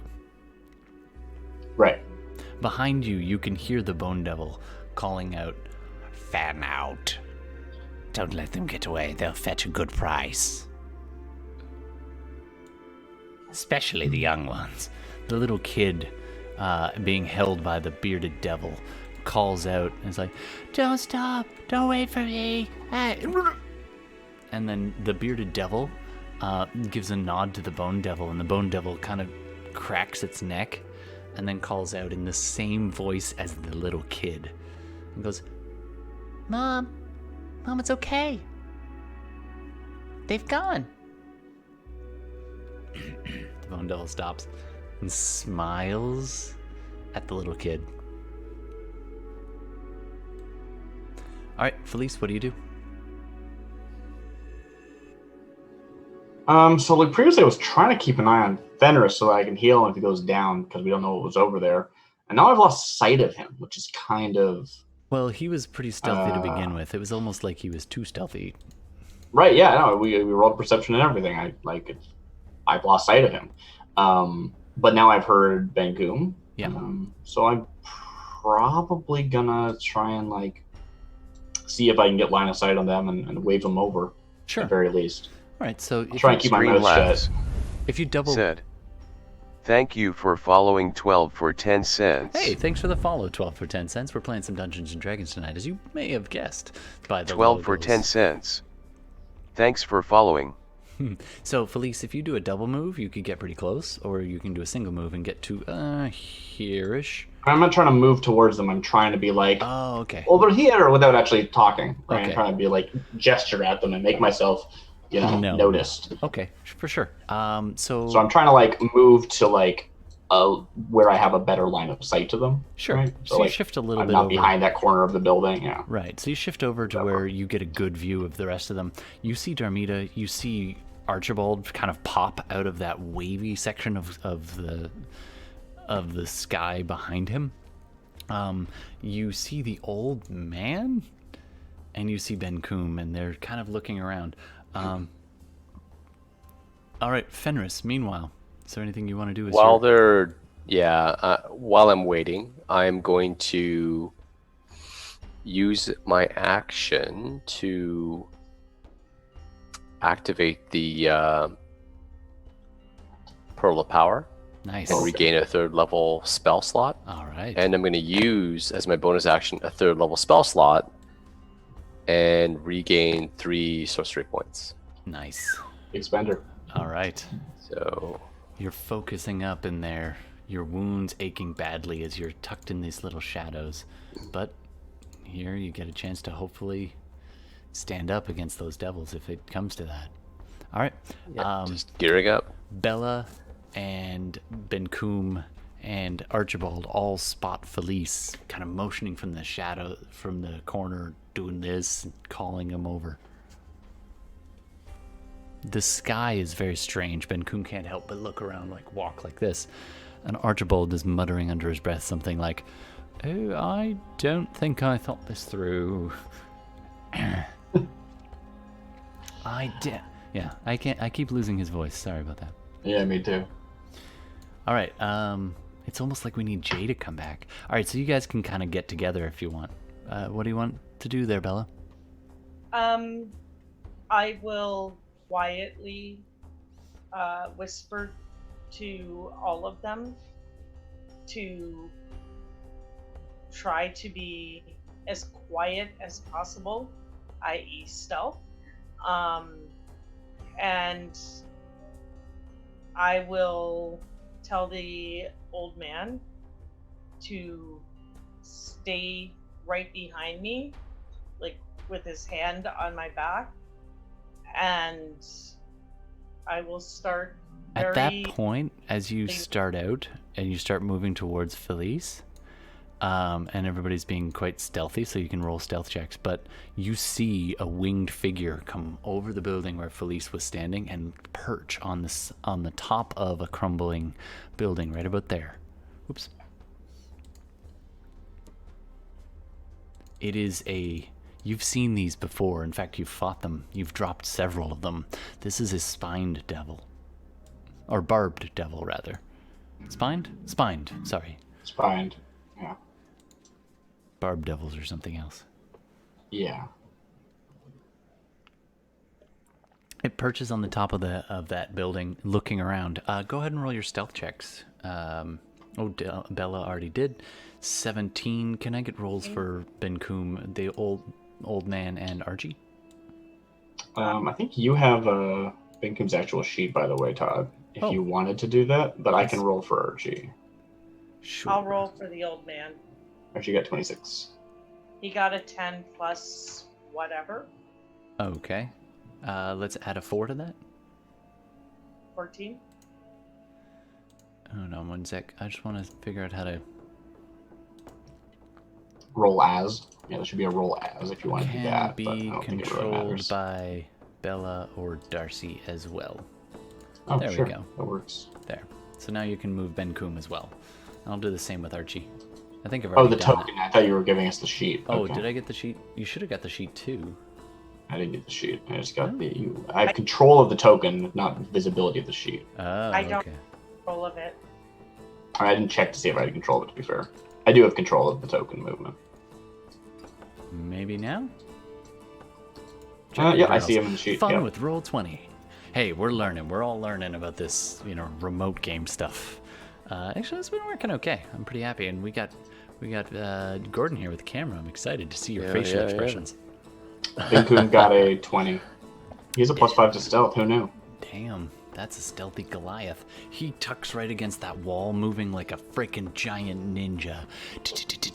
How'd the old man do? He got a 10? All right, that'll be bringing him to about a 14. He's behind, and Archie's going to have a pretty good one, too. So those two fan out on that side and press themselves against the wall. Oh, hold on, I'll do it where the people can see. So they fan out on the west side, if there was a sun. I'm just doing that for their listeners. You guys press yourselves against the walls on the right, and this creature is looking around, scanning the street before you, and does not see Darmita or either of the other two, but takes note of the old man. Calls out. Can I bonus action Hunter's Mark him? Absolutely. He's perched right on top of this nearby building, looking down, and it just spotted the old man. All right. Okay. Let's go around the table. What does Benkuhm want to do? I feel like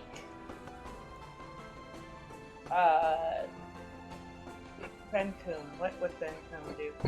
I feel like that should be a t-shirt. What would Benkuhm do? What would Benkuhm do? WWBD. Oh, I was adding the coom, but Yeah. It's one word, I believe. Yeah, what would BK do? BT. Benkuhm Pelote. Oh, yes. I just thought it was funny, the Burger King reference. All right. Okay. I'll try to just kind of move up a little bit. He sees you whisper under your breath. He swears he can tell when you hunter's mark people, because you mutter something under your breath. He's never been able to figure out what it is. One day I will know. And he goes stealthing forward and like hefts his new sword. Actually, I think he needs to attune to it, so yeah. Yeah, he has it. It's like strapped to his back via chains. Oh, totally. But he hasn't attuned to it yet. Yeah. No, not yet.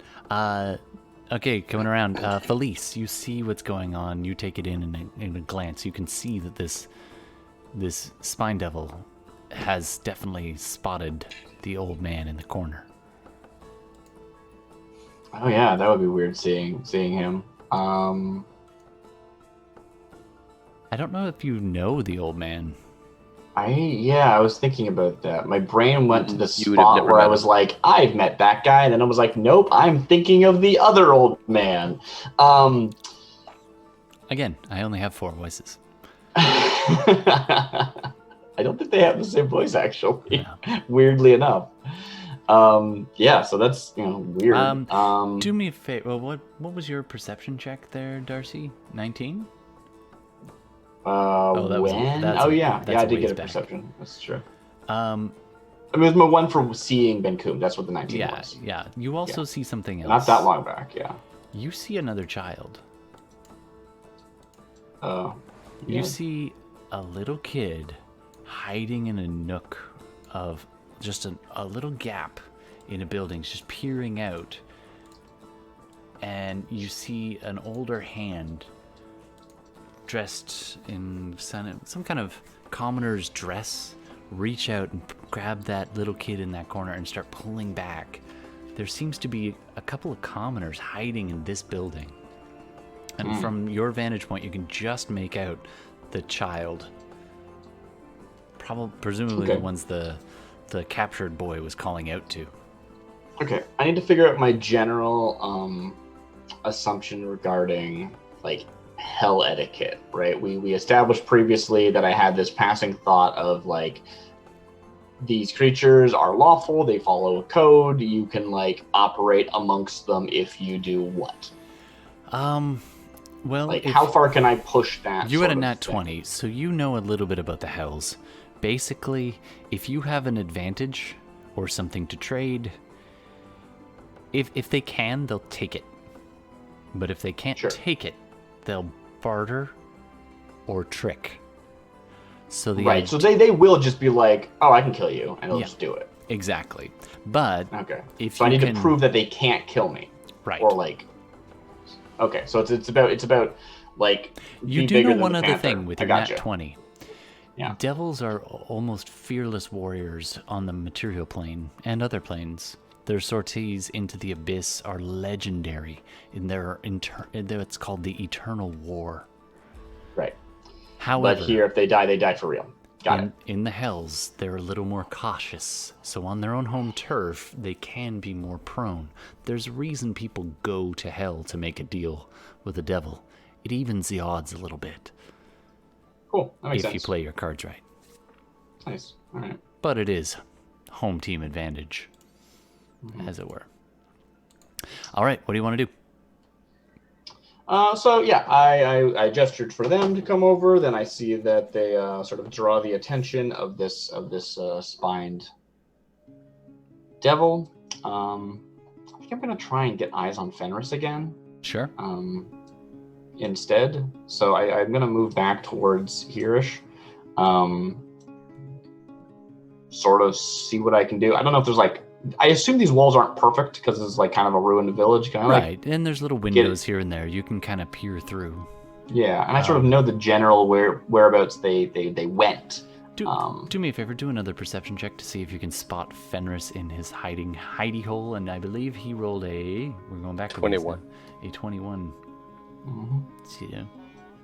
19. No, not Not unless quite I have enough. advantage, but I wouldn't. There's no reason why I would. I Mm. arguably have disadvantage, but I mean I don't because of dark Well, vision. you But knew other than roughly where he would have been, or you know where you saw him last, but unfortunately it's not enough. You do spot these devils are fanning out. The bearded devil, one of them is walking along here, pretty close to where Fenris is. Jump in if you need to there, Fenris. And he's kind of moving down the street. I do have one last question, which is they were speaking. Yep. Was it common? Like, did I understand it? Do you understand Infernal? No. I'm going to go with parts of it were in common, especially when they grabbed the little boy. Right, because they were talking to this kid, yeah. Yeah, and so now that the bearded devil with the little boy was definitely speaking common, and when the bone devil was speaking as the little boy in an attempt at trickery, right.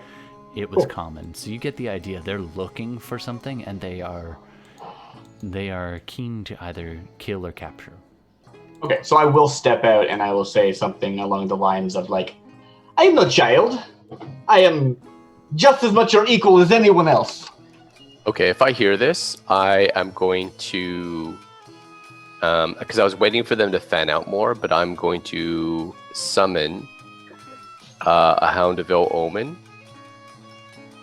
So I'm trying to do it in a way that it's big. appears It's behind. leveled up since you killed. Yeah, Trent. exactly. Yeah. So I was trying to like. Oh dang, we hit level 10. Yeah. I make any changes to my sheet. I forgot about that. So just not actually next to it. In the shadows, ready.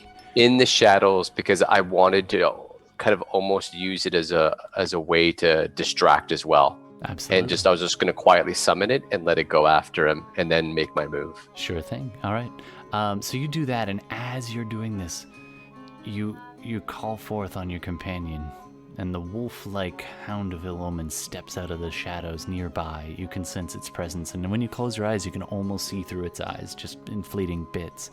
You also hear a muffled gasp to your immediate right and a little behind you. You turn and face in this direction.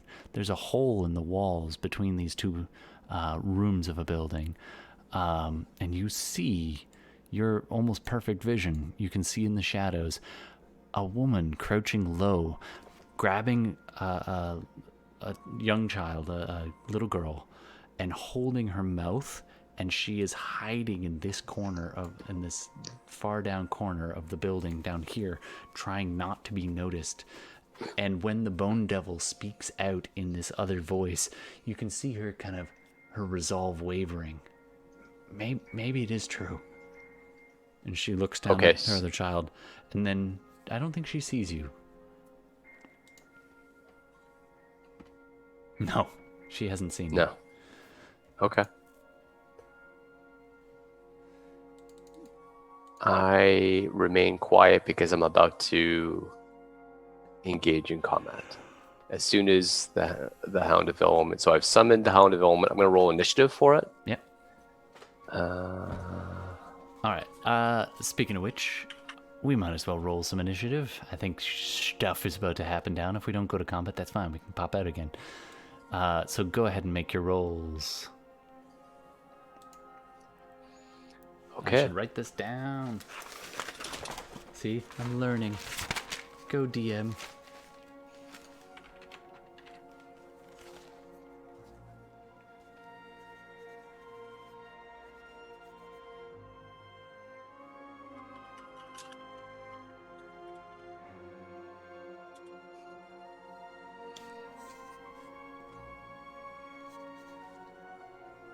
All right, call them out.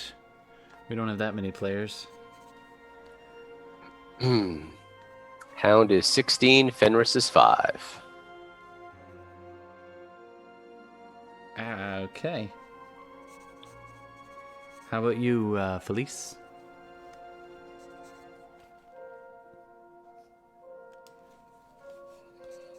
Also, I was muted when I said I was rolling. Oh, sorry. Philees got a 14, right? And Bela? Also 14. I got a 0.18. Ah, yes. And the old man got a 12 plus whatever he has. All right. And Benkuhm? Okay, Benkuhm got a 6, and Archie got a 9. So I rolled real bad on both of them. All right, I will be probably messing that up, but okay.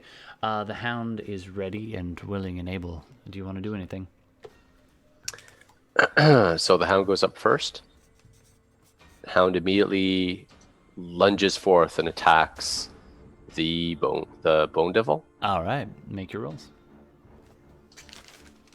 It's on now, folks. I suppose it is.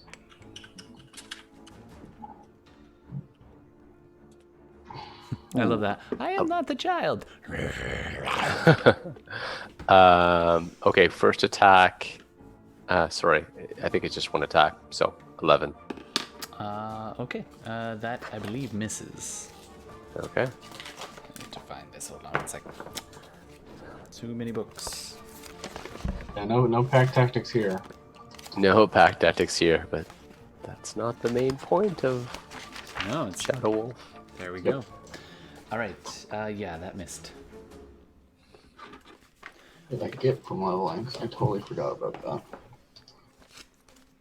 All right. All right. It missed. The wolfie, the bone devil spins and just like and growls back at the thing and yeah,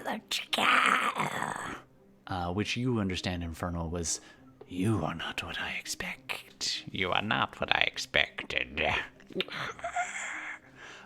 The next up is Darmita. Okay. Just so you know, at the end of the last turn, you did notice another spine devil land on this building, just to your right. Okay. So there's now 2 of them. One here, one here. Yeah. On the left. I hear Philees. Yep. Scream that, or yell that, or whatever, say that. And at that point, I'm going to take target on him. All right. Make your rolls. I will do. Did everything just start disappearing? Yeah, I didn't see it. I don't know. I don't believe so.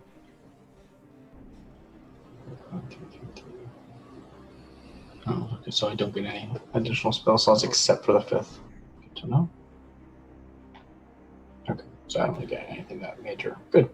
All right, 16. The first is a 16. Hold on, I'm going to find my spine devil stats.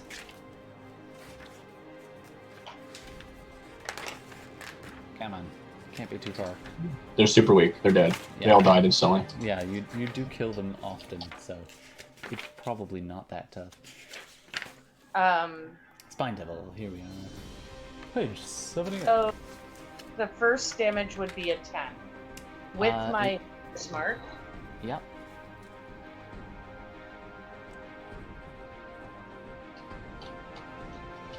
All right, sorry. With your hunter's mark, 10? All right. The arrow sinks in and it's like, and it definitely knows you're there now. It's still standing, but it does appear to be hurt. All right, I'm going to go ahead and attack it a second time. All right, make a roll. 15 hits. So that's an 8 plus... The second arrow strikes true. Another 11. It is rough. It tries to lift off, and it's got arms as well as wings, and it raises this trident-looking thing and hisses in your direction, and the arrow just hits it, and it just falls, hits the ground, basically hits the roof behind it because it was perched up on the side of the roof, and falls through the weakened structure and goes crashing through into there, and it lays still.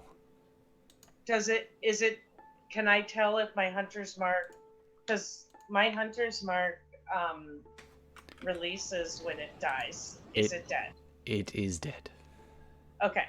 So I'm gonna, since this is a new turn, I'm gonna bonus action move my hunter's mark to the other one. Sure.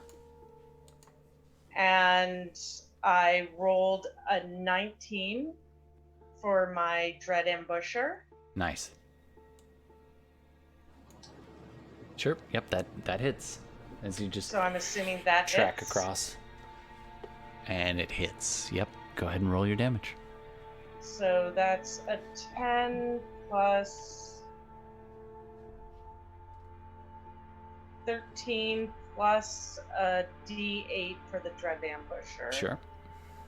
18. 18. It has just about landed on that roof, and as you're coming in, you hit it, and it just crumples, drops its trident, clanging to the ground, and lets out this screech, and like loses purchase, and its wings are keeping it in the air, but only barely. All right. Coming up next, we have Philees. You've stepped out. There's a bearded devil walking down this little walkway towards you. It's probably only about 20 Fenris 30 break feet stealth? away. Fenris didn't, but you see his wolf. Okay. I know what I want to do, but I also don't know if I want to be like, reveal a person exists. Seems rude. I'm gonna do it anyway. Fenris, tell them what we have done. How many we have, their kind we have slaughtered. We are of equal and are a force to be reckoned with. I say nothing. I'm still in my hiding spot. Yeah. This I one, don't expect you to. This one just looks down at you. It's towering above you. It's not quite large, but it is a very large medium, if that makes any sense. It's like a large. Oh, I mean, I'm small, medium. so. It's like I mean, Benkuhm is a large medium. Yeah, like I totally understand it, actually. Yeah. It looks down at you and grins. It's like, all right, little one, no child. You will fetch a good price. And he continues walking towards you. You underestimate our strength, and that is foolish of you. All right, go ahead and roll a persuasion check for me. See, that's why I wanted Fenris to do it.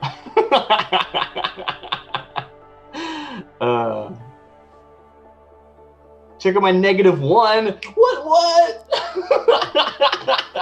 That's beautiful. Yes. You see it walking towards you, its weapon in one hand, and the other hand it pulls out a net. All right. I'm just standing there like... Yeah, I'm going to say that's your bonus. Do you want to do anything else? I don't have anything appropriate. I guess I'll take dodge action, I guess. Sure. Just as far as action economy goes, that's what I'll do. But absolutely. So he has disadvantage. I'm just on the standing my attack, ground. Which right now is his turn. So this one lobs a net at you.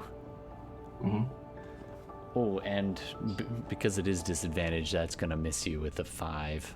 Oh yeah, it's because it's disadvantaged. That's why. It's not because you just rolled it. Correction, you got a 4. All right, so he definitely misses you as you sidestep the clumsily thrown net. Well, I mean, I don't actually know what their bonus is. They might actually catch me because I'm not wearing any armor. So. Yeah, we didn't find you some gnome-sized armor, did we? Nope. If you can wear plate mail, you've got extra plate. All right. If it's made out of metal, then no. Otherwise, sure, why not? I don't think this is going to hit you a 9.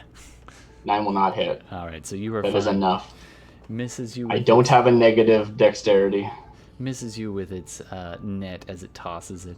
It's odd. Its beard tends to writhe a little bit like a snake in some ways. Has a bit of a movement of its own. As it reverse glares Medusa. At you. Yeah. All right. It's a Chindusa. All right. A couple of the other ones hearing the commotion The one holding the child glances over at the boss, and then the boss nods, and he ends up taking the child with him as he starts marching towards his friend. This other guy now, seeing that it missed, goes running up towards you. And you will notice, Fenris, they are right close to you. They haven't seen you yet, but they are going to provoke an opportunity attack if he keeps going by, if you wish to take it. Successfully aggroing. Huzzah. Nope.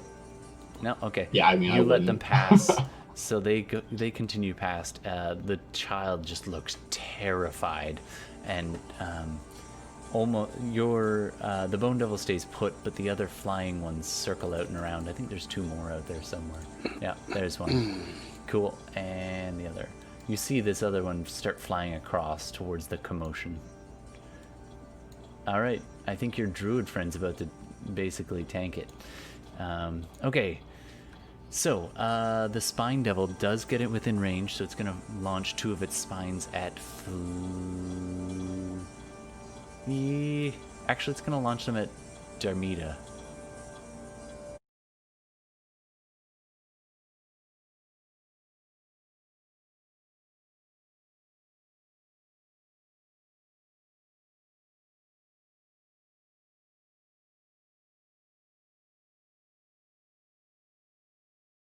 It's gone. There we go. Sorry. There you go. Yeah. So, Darmita, the Spine Devil wings a couple of its tail spines at you. Does a 19 hit your AC? Yeah. Okay, so it swings its tail around. The spines detach and go flying in your direction. Yo, Finn. One of them hits. Said. Oh my gods, I went deaf. Sorry about that, folks. Technical issues. Alright, so Darmita, one of them hits you for 7 damage. Oh, and 3 fire damage. That would be 1. Nice. Yeah. Resistant, I see. Yeah. The other one is piercing, though, so I don't think you're resistant to piercing. Sorry. I'm not resistant to fire. Okay, so you take all 10 then. Yeah. Alright, coming up after that, this one's just... Sure, yeah, go for it. When we leveled up, Mm-hmm. in D&D Beyond, do I change my max hit points for here? Unfortunately, no. Max hit points, yes. But you won't have healed since the last fight. Right. I know sometimes if you level it, auto heals you, and it's like... Yeah, it does. Oh, okay, that's why you're asking, I see. Yeah. I went up by the amount I gained, is that cool? Yeah, that's totally fine. Yeah, Okay. that makes sense too. You can gain what you went up by. So Some if you went people up by do a 6, percentage, so... Yeah. let's just say you now have that much higher and have healed that much. It's not Okay. down. So Fenris, that means whatever you went up by, like 4 hit points or 6 hit points or something, you will have that higher. Oh, really? Yeah. Every little bit. I have actually pretty good con, so it's actually 7. Nice. Benkuhm is like looking robust. All right. Alright. This Spine Devil just north perches here and wings down. Actually, this one, he's not going to try to attack from with barbs. He's going to fly down and try to grab onto Philees. Great. So athletics or acrobatics, please. Do I get a bonus from dodge for this? I don't Yes, think I do. I would give you advantage. Okay, thank you. And this is acrobatics or athletics. I think those are the same for me. No, my dexterity is slightly better. Okay. Oh, actually, sorry. Rather than you with I this, whiffed. with advantage, I was going to say it has disadvantage cool. because it's a dodge action. No, I think I prefer it this way. You still All have right. to roll and beat its lower number, but it Okay, does have a well- lower number. And the number it rolled is a 3, and I don't imagine Well, its that's strength is before really high. mods, though, but mine's a 4, so with mods. It's a flat 3. So how do you get out of the way of this Spine Devil trying to grapple you? Yeah, I'm doing a lot of like, so this map is not perfect. There's like cobblestones and like little bits of rocks and stuff. I'm like using the environment to my advantage, right? Absolutely. So like I'm trying to blend in with the rocks as much. I'm not. I'm trying to like be like I'm here and like you should take me seriously, right? But I'm also just like, and then I can move over this terrain quickly and sort of slip to the side and slip back again without really changing much. Yeah, absolutely. Gnomes have a lot more duck. weight to them than you would expect based on their frame. So like I think probably I have a lower center of gravity than you'd expect, so I can like lean over and lean back and things like that. Yeah. I'm like very rooted to the ground. Yeah. Yeah, absolutely. In fact, yeah, you flatten when the first attempt, and then he tries to get you this way, and you scoot that way, and you're just like, hey. Yeah, and I'm trying to like stay very like I'm looking you in the eye sort of thing. Fair enough. All right. Stuff. Coming up next is too many things to track. Here we go. It's a basic initiative, man. Archibald. Oh, I don't know. What do you want him to do? I think he's gonna go in there and slay. I think. All right. He could. I mean, he can dash his bonus action. 15, 20, 25, 30. Let's say that's 30 to here. Sure. Dash brings him to around here. Let's say. Okay. And he does have daggers, so if he wants to, he could huck a dagger at something that hasn't seen him yet. Cool. I mean, if he wants to throw one at one that Philees is next to, he can get sneak attack. I guess also he gets sneak attack if they haven't seen him. That's true too. Yeah. So which one do you want to go for? There are 4 devils he can see that are possible. He'd probably go for the small one just to like get it gone. Okay. Yep. Like, so he goes for the first spine devil that's up on the hill there that hucked its spine successfully at Darmita. Go ahead. And make the roll. So does he have advantage on this? He does. He does. He's unseen. Cool. He hasn't broken stealth yet. I yet. think that's the correct one. Ninjaing along. It's only a 13 to hit. That's what he needed. Exactly. Cool. 24 damage. Oh, damn. Sneak attack is brutal. Yeah. The scaling of sneak attack is ridiculous. He's just like. It's a dagger, right? Regular dagger. I just want to see. Is he? Yeah, it's piercing. It should be resistant. Yep. Yeah, there's no reason he has chosen to use a silver dagger. Well, let's let him. Oh, sorry, internet. It hit the wrong button. We are still here. I mean, he could very well, like, half of his daggers might be, like, real silverware. Yeah, exactly. That he's pickpocketed. I could believe that. Are you going to spend a plot point for it?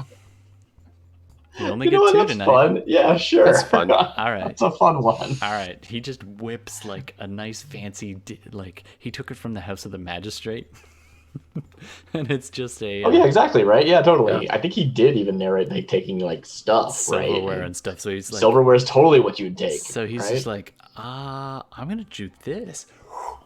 Somewhere he learned that fighting a devil, you need silvered weapons. I think it's not even intentional. He just grabs, like, nice. the nearest knife, right? Because he's been, like, sort of throwing daggers without really keeping track of how many he has. So it's just like, and here's the next one in the pile. Yep. It's just a sharp steak knife, but it happens to be silver, and it does 24. It drops. I mean, the thing about sneak attack, right, is we could be like, oh, yeah, that's even, like, not even worth damage. This and thing it still does, just... like... 21 damage, right? And it crumples and falls backwards onto the building behind it. It's right on the edge and is starting to slide, but at the moment, it's still perched up on the building. All right, that's Archie's turn. Coming up next, Benkuhm. Who wants it? Darmita or Fenris? Yeah. Okay, Darmita, sorry, Bela, what's Benkuhm going to do? I feel like if we had one more NPC... then Fenris could run it. Well, we have one more NPC. Oh, that's true. Heyo! Do you? Yeah, Fenris, you get to be Benkuhm for now, because then Darmita can run the old man, or Fenris can be the old man. No, I'll run the old man. Have fun with Benkuhm tonight. Okay. Didn't the old man get a higher initiative too?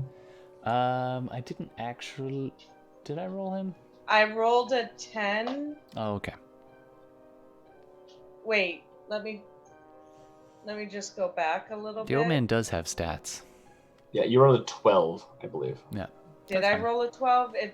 I'm looking at here, and like you properly rolled your initiative, so the other roll must be his. Yeah. Right? So the old man has been like looking at this puzzle, barely noticing anything going on. He looks up when he hears Darmita grunt in pain, and looks at the spine devil's spine and takes note of it, and then looks Did you up. get hit by It's fine. Yep, she got pegged. So now he's in the fight. That explains why he's a little slow to join in. What do you want him to do?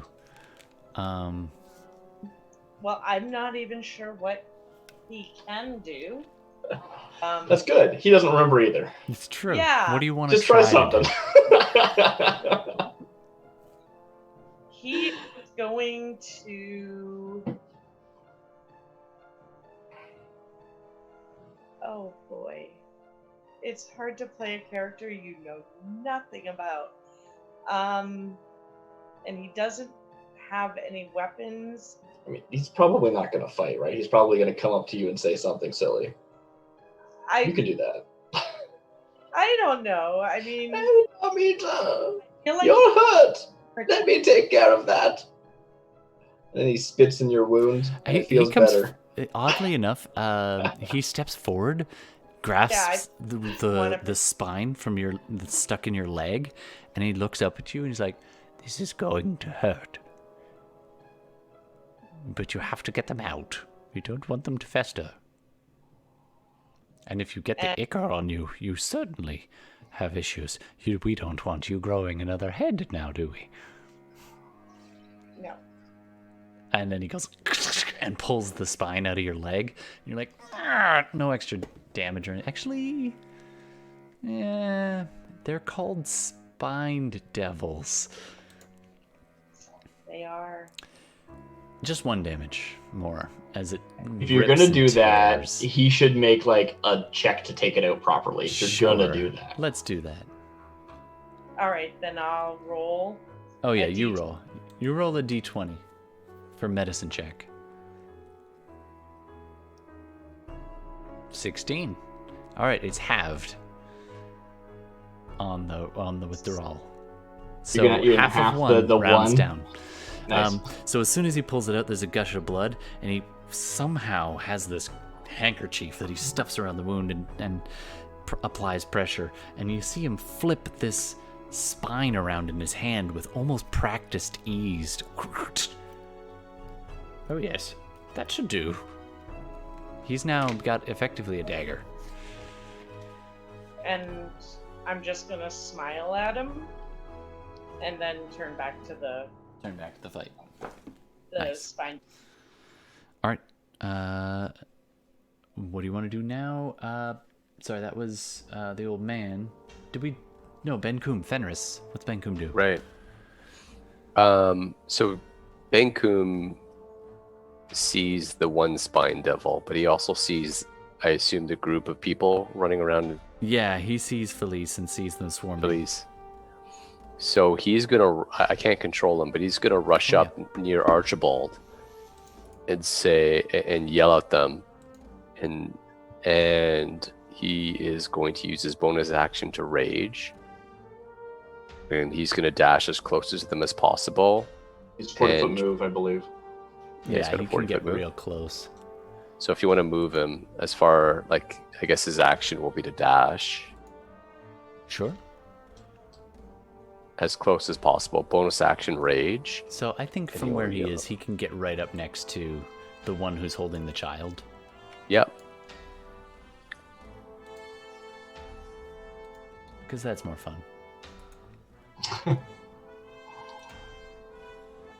You're like the only one I didn't give control to. Sorry. Yeah. No, just, I mean, if one of you want to move him, it's fine. There you go. So now you should see the character sheet and be able to control him. So okay. There we go. So he goes running up the street, just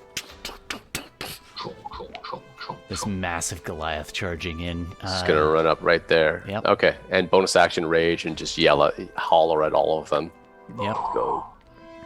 Face someone your own size. They're taken by surprise and look up at him and and try to bring their weapons to bear.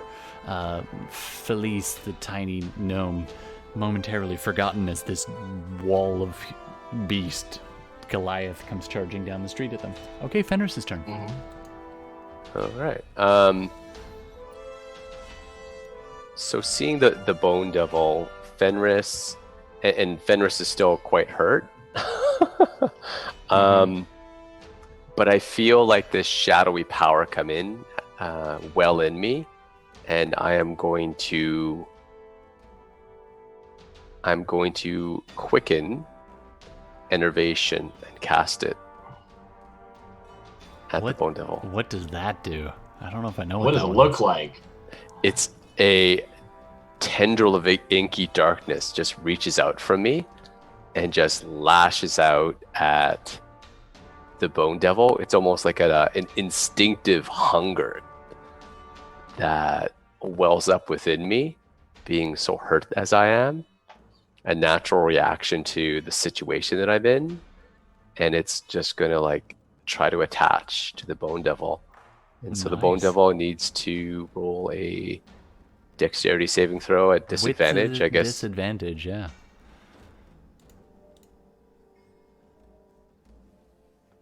I think that's a 13 and a 12. So, and it's dex, you say?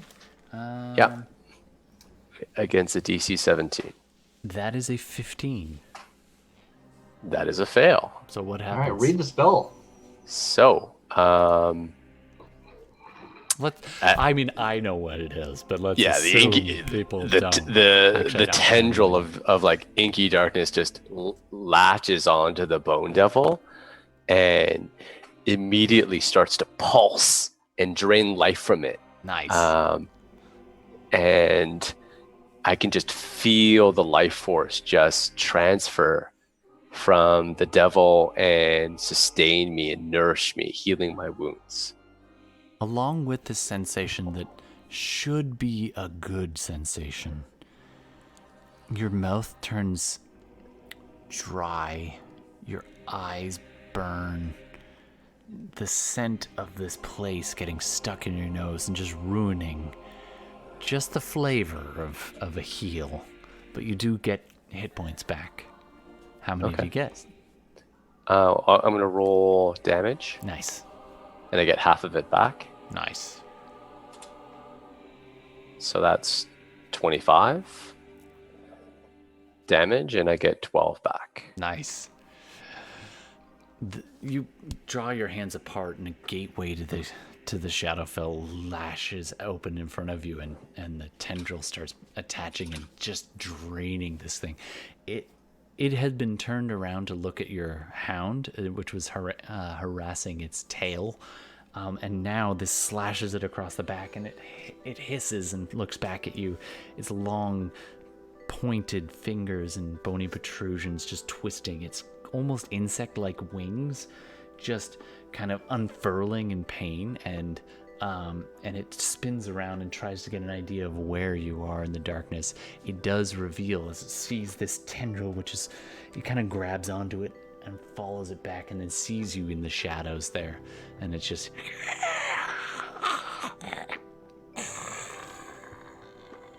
okay. And with my action, oh, that was a bonus? Yeah, I quickened it. Oh, damn. Okay. I am going to now do the same thing. And automatically do damage. Do it. Yeah. So there's no save. That was a clever use of bonus. Yeah. Quicken spell. That was really good. clever. Not casting a spell the second time. Yeah. So now I just do straight damage. Not quite. I am. Yeah, you know what? Let's see how much I have left. You know what? I'm going to spell ones. Just a piece of house cleaning in case the internet gets mad at me. The Bone Devil I did roll with disadvantage because of the Hound of Ill Omen, but it also has a magical resistance. So it would normally have advantage. So I'm counting the first roll, which was a 13. So it still fails with a 16. So just under. Just a little piece of housekeeping. All right. Good to know. Gonna empower the 2/2s, Nice. And having rolled that's better. 5 2/2s. So 22 damage. 22, nice, and you get 11. And I get 11 back. Whoa, that's a big round. Nice job. You just drain from this thing, and it's just like and the eyes kind of dim a little. And it's definitely angry at you. It doesn't seem to be too badly hurt, but you have its undivided attention as its tail starts with that sickening stinger at the end, starts twitching. All right. Gemini_twin said, because I think it is dramatic, the first lightning strike hits the Bone Devil being drained, what it does to the spell and Fenris is up to the DM. The multiple strikes of lightning hitting the area is deafening and does not look like it is going to let up soon. Absolutely. So the lightning flickers in the sky, and you don't know if it's luck of the spell that drew this attention to, but it does crash down with lightning and does make strike right next to that. It doesn't have it in here, but the lightning is definitely intense. I'm going to just do... You could just call lightning as an idea. Oh, I rolled terribly. But it does take some damage as the lightning does hit it, and its wings kind of jolt and twitch. The whole area is lit up for just a second with this sickening kind of greenish lightning. Are they, resistant to that, or? They are not. Okay, that's surprising. Yep, I'm surprised too, but that's all right. You guys get, you see that the lightning did hurt it. Cool. All right, next up. Thank you, Gemini. Jump in anytime. I would consider that giving the players the assist. All right, let's keep going. Oh, hold on one sec. I just gotta... Who's next? Top of the order. Hound of Ill Omen. Hound of Ill Omen is... Yeah, the Hound of Ill Omen is definitely going to try to... At the moment, it's pretty much been biting the tail with that vicious... Yeah. You know what? The Hound of Ill Omen is actually going to try to grapple the Bone Devil and just hold it in place. Keep it from moving. All right, go ahead and make your roll. Athletics for your ghost dog. Let's see. I don't think it has athletics, but... I know, it wouldn't. It's just... It's just nothing's trained in anything. It's basically attack. Well, it wouldn't be proficiency thing. It'd just be strength. Yeah, so just strength. Whoa, 18. Nice roll. Whoa. Nice roll. All right. Very good. Shadow Wolf. Let's see what the Bone Devil does. Oh! Bone Devil rolls an 8. I don't think they have +10. No, they don't have +10. So the Bone Devil is grappled as the dog just grabs his tail and starts pulling back into that little alley, like that little alcove up there. And the Bone Devil starts to walk towards you and then just stops and looks back and hisses back at the dog. Coming up next, Darmita, followed by Philees. Thank you.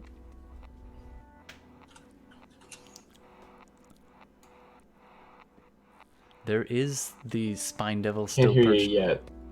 Who, me or Darmita? Yeah, we can't hear Darmita for some reason. That's weird. I don't know why. Have you tried turning it off and turning it on again? Does it work? There you go. That's it, yeah. So remember when I said earlier Yep. that thing works intermittently? It just started working. Nice. Okay. Good to know. Good to know. Right, so and now I'm hearing really awkwardly. So yeah, what did you say? So the Spine Devil that you moved your Hunter's Mark to is still there. And right about now, you see through that window, through the little gap in the wall, you do see the woman and child huddled in the corner, looking terrified as the hissing and sounds of combat start to come through. The old man is standing next to you, holding what amounts to a dagger now, and this Spine Devil is still up on the top. Otherwise, you can close distance and try to get. Well, you've got a bow. You could lob through your Benkuhm at the top end there, if you wanted to. I want to get him. Okay, go for the Spine Devil. Sure. At first, I'm going to yell out to the woman and child and be like, "Is it a little boy or a little girl?" It's a little girl and her mom. You have cover eyes. As the boy swells to a huge size. Sorry, I'm just having map issues. Sorry. There we go. That's better. All right. And I will attack. I get too many screens up here. That's okay. So my first attack is a 20. That hits. And that's 7 plus. That's 10. First arrow strikes true, hitting somewhere in its shoulder area. And its wing kind of slows and is at a slightly odd angle. It definitely looks hurt, but it is still standing. Oh wait, was this the one you shot before? Yeah, I hit it for quite a bit. That's true. Sorry, I'm tracking the wrong one. That arrow, you call out to the mother and the child, and it looks at you, and then looks down, and you see this grin, like, yes.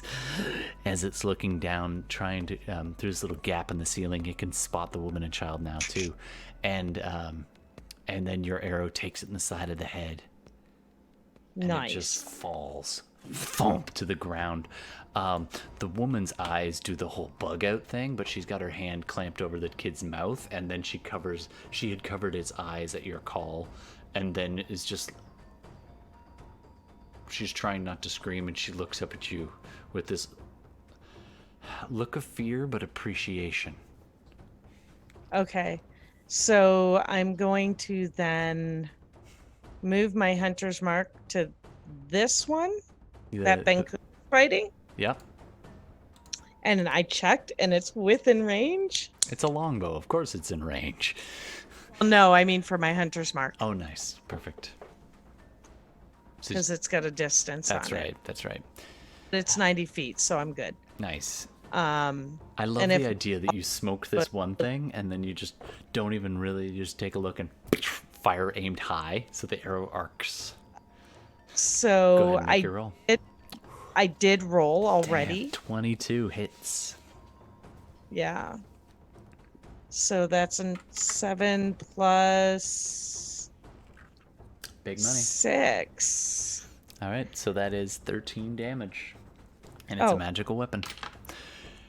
There's a second from when you look at the woman, you nod, or she nods at you, or smiles, or acknowledges you. You change where you're aiming, and it tracks past the woman for a second, then goes high, and you just release high. And the arrow just a foot in front of Benkuhm and strikes true, doing some pretty significant damage. Nice job. All right, next up, Philees on deck is, well, Archie would be next after that, but, there's a little interrupt there. Just for planning purposes. All right. Well, so I'm you're in the timing these things are always like, this is just picking up exactly where I left off, right? I dodge this attack, and I'm just like, you would judge me for my size? We will speak with you plainly. We are not even your equals. We are your superiors, and you should treat us with respect. Nice. And then I plant my feet, and the stones rumble around me. And this slate stone starts to creep up my legs, over my body, as I grow. And in a matter of seconds, there is a stone grizzly bear in front of them. And I just roar in their faces. Nice. If you can find the icon, you can place it.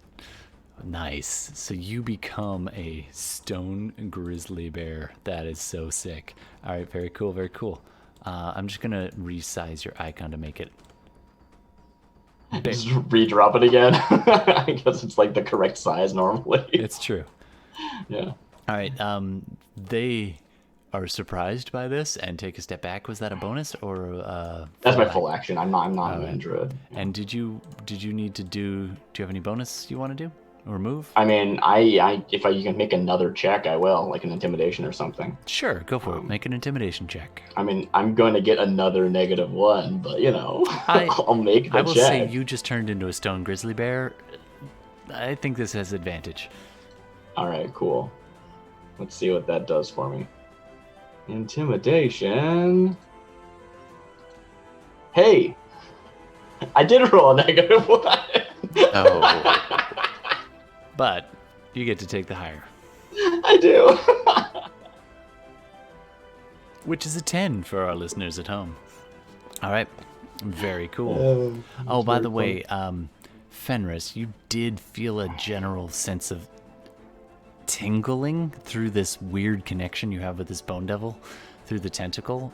You weren't electrified when it got zapped, but it definitely jolted you a little bit. Can you do a constitution check for me? If you are a warcaster, you can do it with advantage.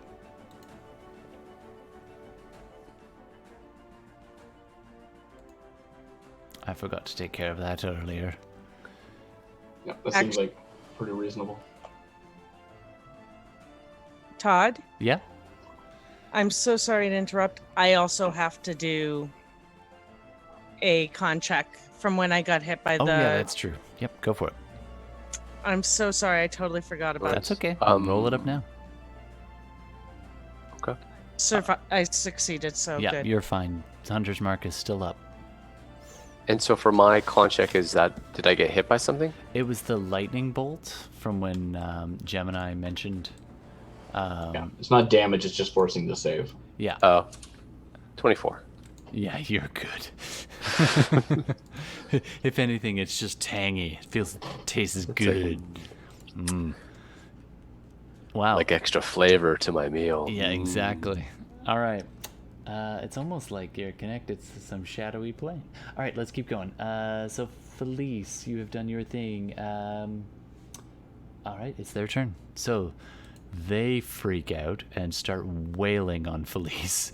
Actually, cool. Well, did you? I mean, like, so, like, I know that I'm failing critical checks and stuff and blah blah blah blah blah. Yeah. But am I interpreting what you've said wrong? That like, if we can be like, hey, you shouldn't be fighting us, and like, if you're lawful, you're going to respect us as people.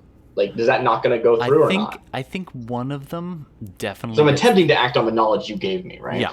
I think one of them is definitely starting to sink in. He actually takes a step back and spends his action to disengage. Cool. Actually, he doesn't. He just steps back stupidly. He's a little surprised at your transformation, and he decides to step back and basically seek. I have to talk to my superior. He mutters in Infernal, which you don't, I believe, understand.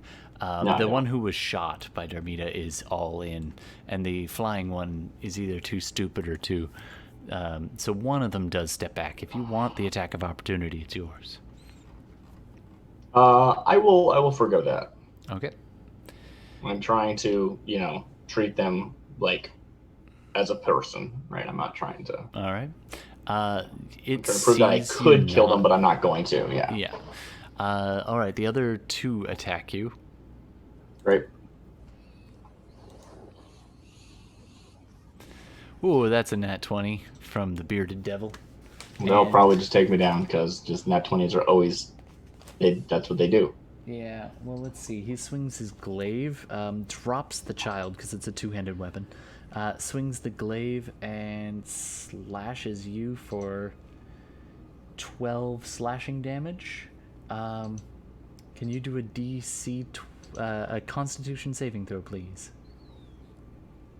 Okay. I can do so. I don't think I can roll directly from the sheet, but I have a +3 in form, so just add it to this result. So that would be a 19 total. 19 total. All right, you are fine. The wound, you get the impression that the wound would, because it's infernal, it tends to bleed and cause ongoing damage. Let's bleed. Okay. I was like, come on, hit me with that poison. I just got the useless level 10 ability. Let me make use of it. But no, it's not even that. It's not poison. If anything, it's just it's a terrible, vicious Cool, yeah. wound. So it cuts in and there's no blood. Yeah. Yeah. So it slashes you somewhat, but it doesn't It's just like, yeah. All right, cool. The other you one. See no blood from my stony form. Oh, it gets 2 attacks. Cool, I rolled twice. I rolled twice, so that's fine. How much damage did I take? 12, you said? Yeah, you take 12 slashing. Okay, so that is...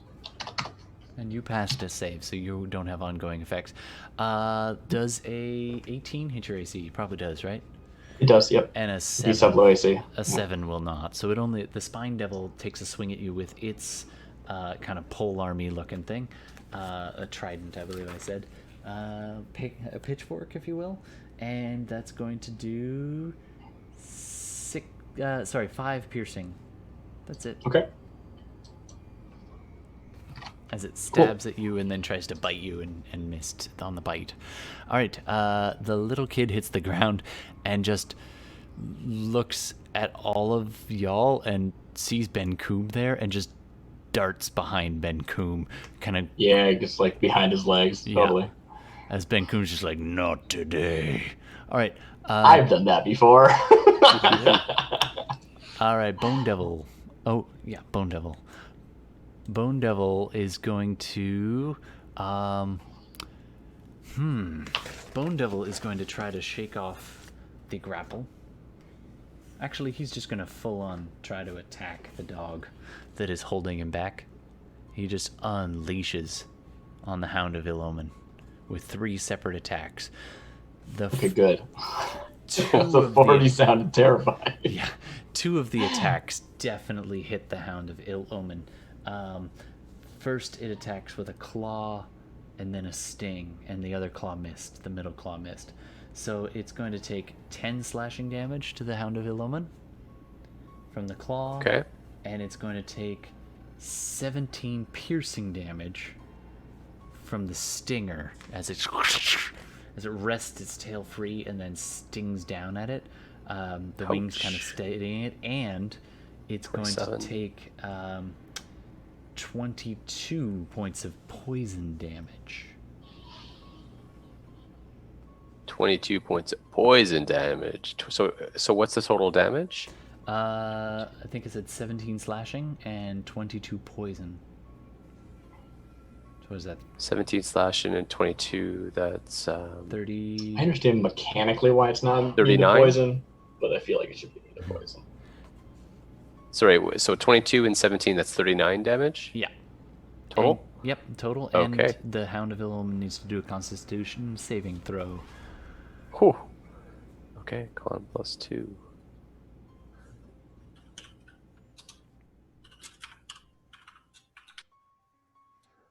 $11. It fails, so it is now poisoned. Okay. Unless it's immune to that somehow. All right. I don't know if it's immune or not, but it's...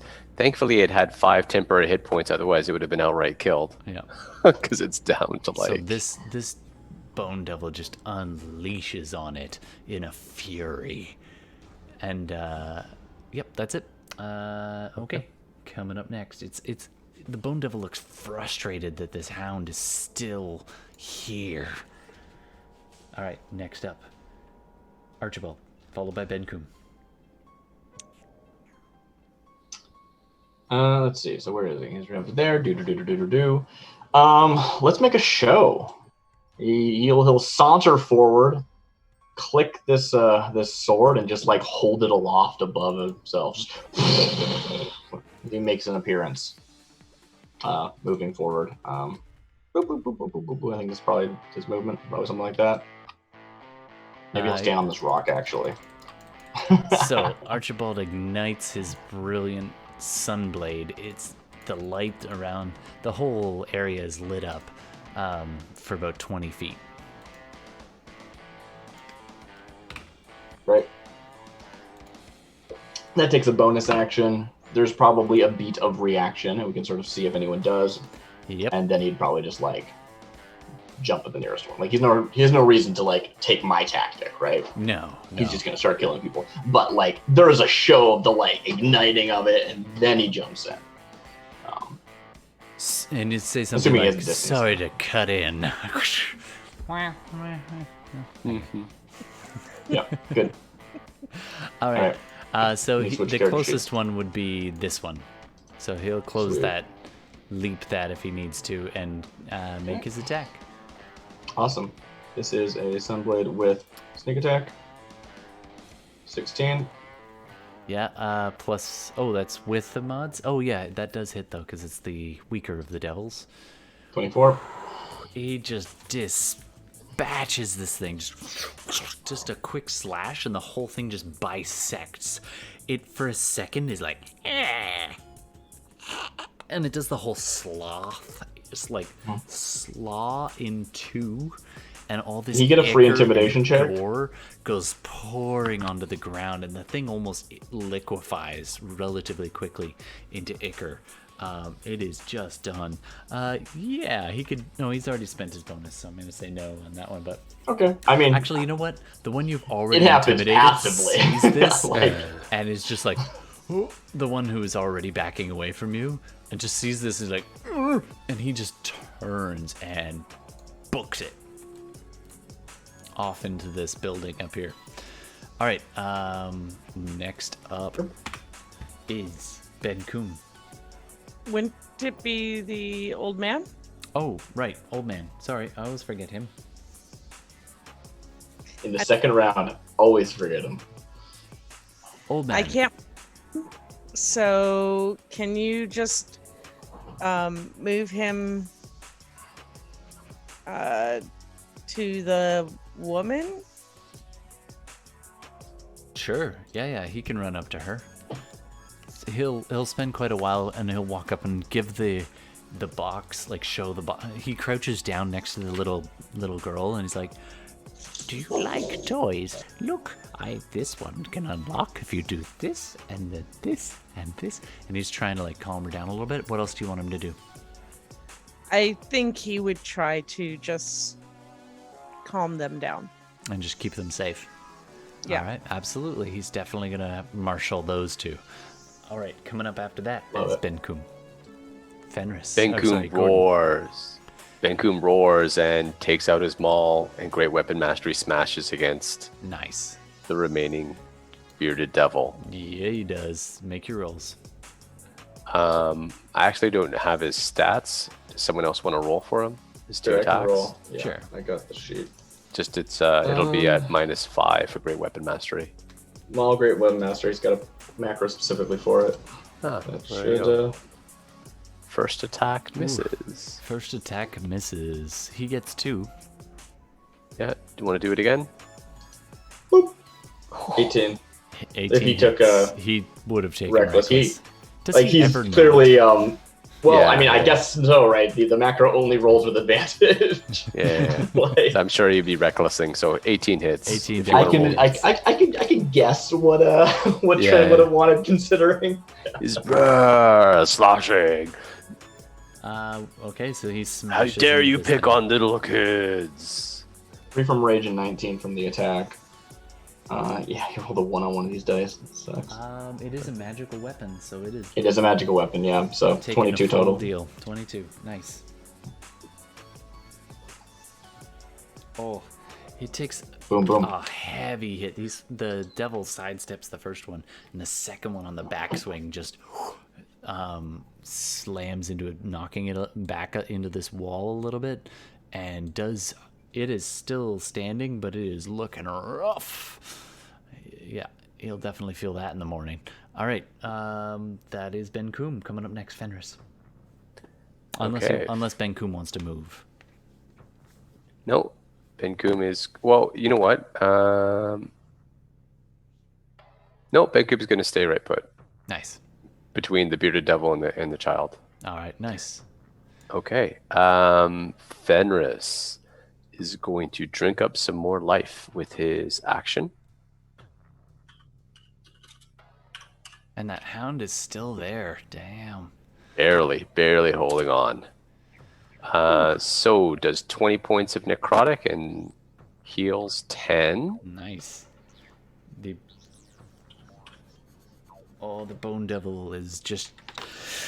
You every time you pull from it, it shudders and then hisses.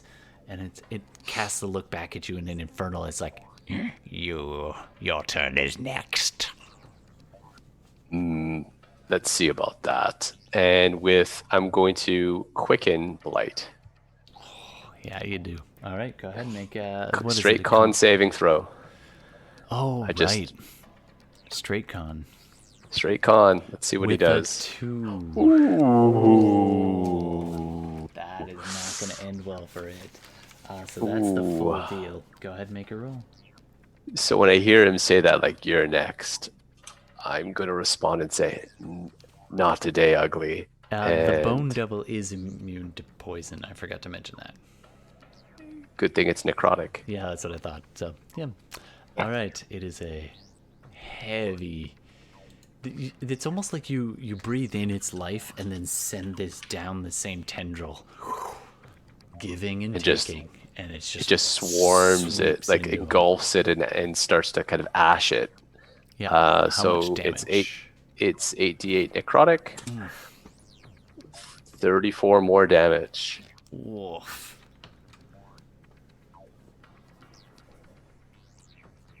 Oh, that is a hard hit. The bones start to get brittle and thinner and just dry. The poison dripping off the end of it just generally looks sallow and ill and sluggish in its movements. Its wings kind of wither up a little bit, but it is still alive, and it is hurting. And the one that's running away is thinking to itself, good call. All right, thank you, and I believe that's your turn. Do you want to move at all, or are you good? How far away am I from it? From it, let's say 5, 10, 15, 20, 25, 30, 35, 40. You're about 40, 45 feet, 35, somewhere in there. I'm just going to make sure I'm a little bit back. Like, oh, I don't know how far away that is. Let's see. It's about 40 feet. So there you go. Nice. You retreat further into the building. Just to give a little bit of distance. Absolutely. 50 feet. Yeah, there you go. Coming up next, top of the order, Hound of Ilm, just hang Hound of Ilm and barely hanging on. Darmita's on deck. And we're out of time. We're going to try and wrap this up. Is going to attack. All right.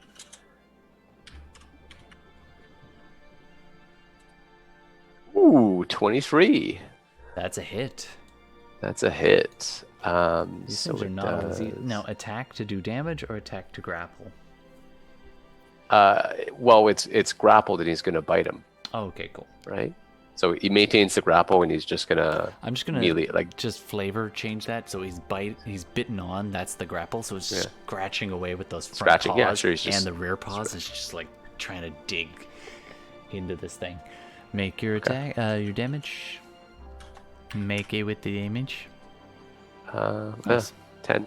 Every bit counts, right? Every bit counts. And I think with he actually has to roll a DC 13 strength saving throw or be knocked prone. Oh, okay, cool. Yeah, I think that's always. I don't think that's like a charge or anything. Yeah, pretty sure it's just all the time. Does not roll that well. Gets a total of 12. 13. Oh, really? Wow. He falls prone. All right, he falls down. Make the doughy face as the dog's just tearing the head from side to side and pulls it off its feet, the blight just eating into it. I forgot this whole time. Anyway, we'll come back to that. Coming up next is Darmita, followed by Philees. Okay. I'm gonna move. Whoops. Gotta put on my thing to move. I'm gonna move 10, 15, 20, up to here, and I'm gonna say to the little kid, quick, run to your mother. And then I'm gonna take 2 shots at him. At the bearded devil there. Sure thing. The kid kind of starts taking a few steps towards you, and then the arrow goes either side of the kid's head. And it's just like and it actually 25. runs back and hugs Benkuhm's leg. Because that just seems like safety to him. Yeah. 25 and 27. Those are both hits. Roll your damage. Figured. Does an 12. 87 hit your AC? No, I'm kidding. 19 and then 18. Nice. 27. Nice. 27. Describe it. So I kind of see myself relatively gently, because it is a child and he looks scared, saying, "Run to your mother." And then I just like kind of aim, and 2 arrows just go right into the devil's I feel like it'd go into the side of his face. Yeah, absolutely. One of them takes him in the neck, right where it joins the body, but not like the throat, but the neck, like the muscly bit, and it's like, and the next one's just right through the temple, and the thing just drops. All right. Coming up next, Philees. Yeah, I see this happen. I take a moment to roar as it falls. I plod forward, well, that's the wrong thing. Just like, I stare down at the bone devil. I don't know if it's looking at me or not, but I let out this like huge roar, but then I turn and I walk towards Nice. The bearded devil that ran away. Right. And as I step forward, the like stony bear starts to like fall apart in chunks as it like falls off, and I'm like standing at like basically the top of a pillar as things fall away. That's and this amazing. like entire body turns into rubble, and I basically like walk down this forming pile of rubble until I stand like at the feet of this one. Let's see. Yeah, absolutely. And I like parlay with this guy and we'll Sure. play that out. All right. That's a very cool visual. All right. It's bad. As you entered the room, he was already kind of moving away, but he turns around, sees you step out of this and walk forward, like freaking owning it. And it's just like, all right. And he drops his glaive, and he No, kneels- let's just speak as equals. And it's going to take like 4 rounds to have that conversation. Yeah, So like, don't worry about it. He Go surrenders. ahead. All right, absolutely. Cool. Meanwhile, But like, I see them as like, okay, you were the smart one. I'm going to talk to you. Yeah, right. Absolutely. As opposed to this bone devil, which I don't care about that. Even though I know they're higher in order, but like, that's okay. This is how you rise through the ranks. You use your brains. Totally. When you can. Yeah. Right? All right. Very cool. Coming up next. I don't honor your hierarchy. I see you for your work. It's a meritocracy in here. Exactly. The old man calls out to Darmita and then kind of pauses. Darmita, oh wait, I just remembered. Snaps his fingers and a light goes beaming out as he casts light on the bone the spine that he'd pulled out of your leg. And he's like, that's how you do that. Oh my. And he, oh crap, I just left the game. I don't know how. I think there's a back button on my mouse. Anyway, we'll jump right back into that in a second. He casts the cantrip light, and it doesn't flicker. He's remembered how to do that. And as soon as he does it, a couple things become apparent. Number one, the bearded devil that you had been searching for the mother this way has actually made his way into this and is just reaching in the shadows, ready to attack the mom and the child. And the old man's light spell, like, totally caught it by surprise and is like, caught off guard. It doesn't. That kind of ruins its surprise, so it does not get a chance to attack at this particular second. Is there anything else the old man wants to do?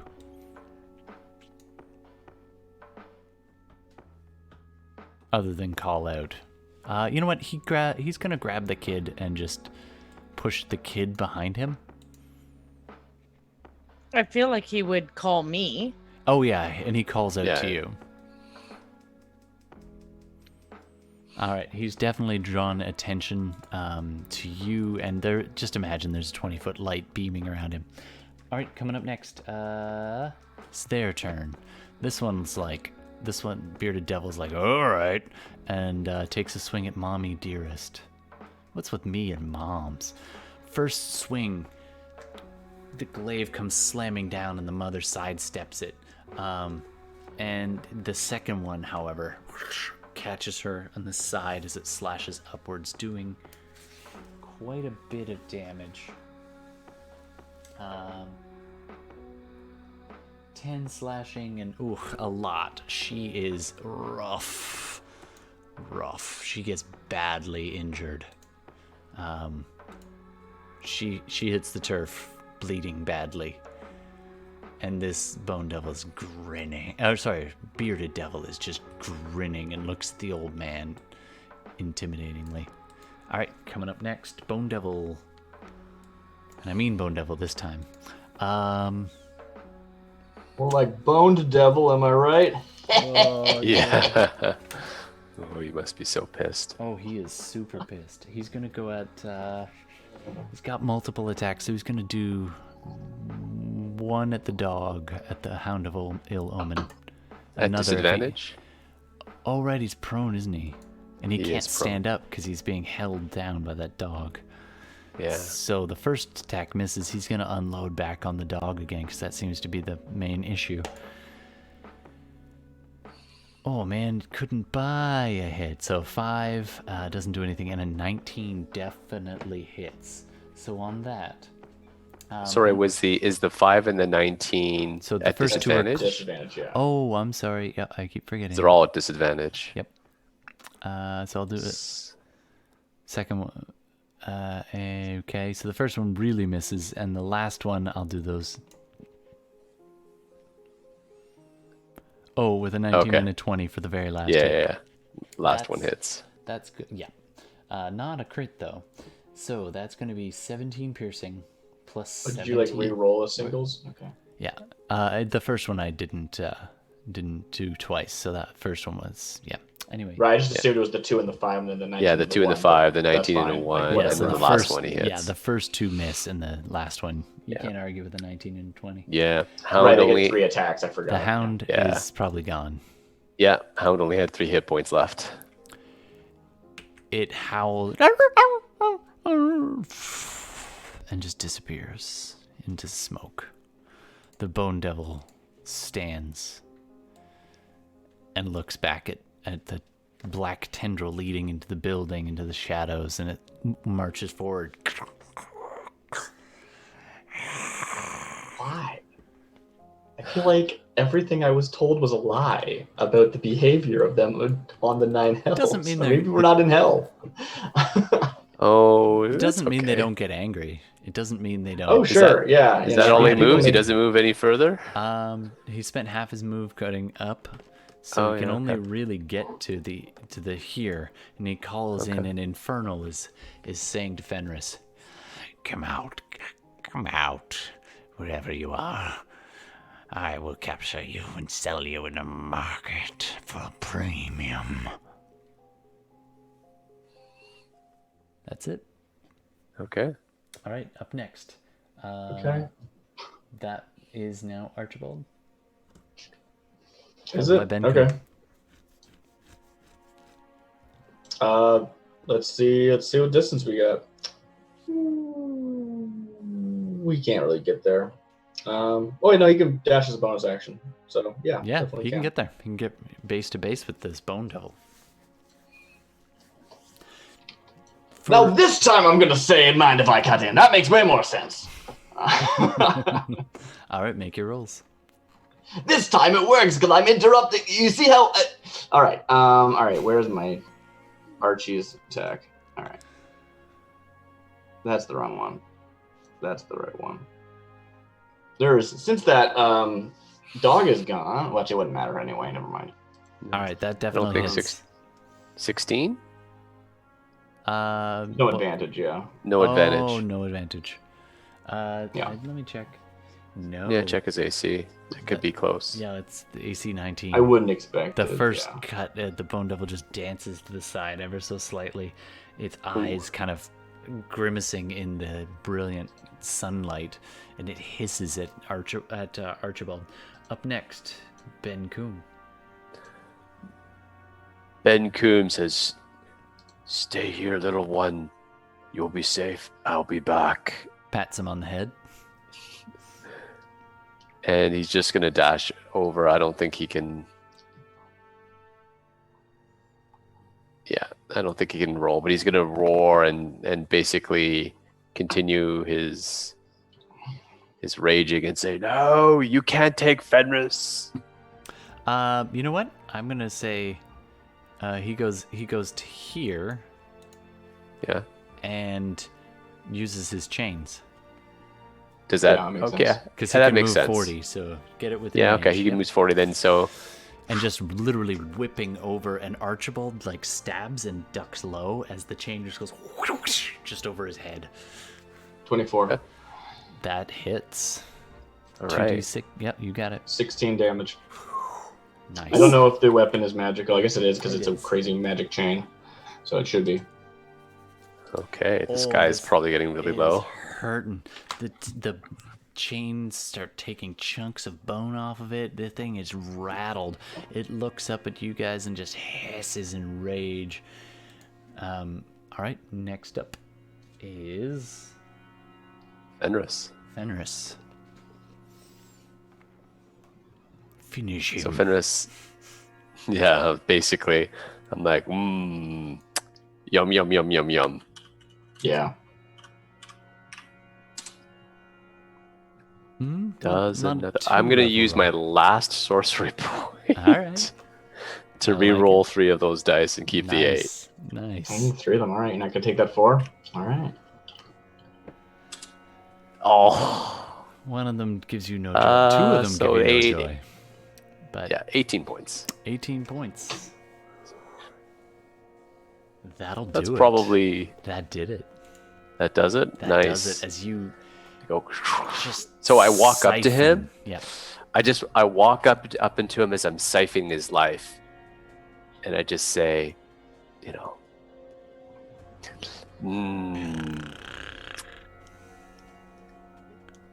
see you. I would say see you in hell, but we're already here, and I just Nice. suck up the last of his life. 18. And it just, the bones turn brittle. The light goes out of its eyes, and it just falls into a pile of ash and bones, and just starts to seep out the marrow into the ground. You kind of step back rather than get it on your foot.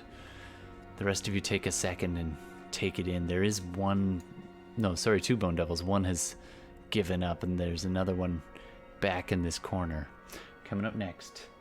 Oh, hi guys. By the way, I say. Nice. Darmita. Yeah, it's good to see you again. Yes. Okay. Is that all of them? I'm gonna go here. I will say this. That woman, as you get a glimpse at her, as you strafe sideways, that woman is on death's doorstep. Yeah. I'm gonna say to the old man, can I bonus action hand him a potion out of my pouch? With a dex check, sure. I would call it an item interaction. That's just me. So would that be a bonus action? Not. I mean, I'm not the GM. Like, what I think doesn't matter. I mean, you can draw a weapon. Made the dex check. You'll succeed. You got like a +8. Yeah. I think with a dex check. I have a +4. Yeah. +8 for my saves. Sure. So go for your roll to see if you fumble. Whoa, that is a nat 20. 20. Nice. It is? With practiced ease, you just hold it in your hand and do the elbow kick up thing, hit it off your elbow, and send it flying over to the old man, who reaches up and just like catches it just instinctively. It's the perfect spot. He doesn't even need to roll with that nat 20. He's just holding this potion. All right, and I'm just gonna remove that last one. It's my last one. All right.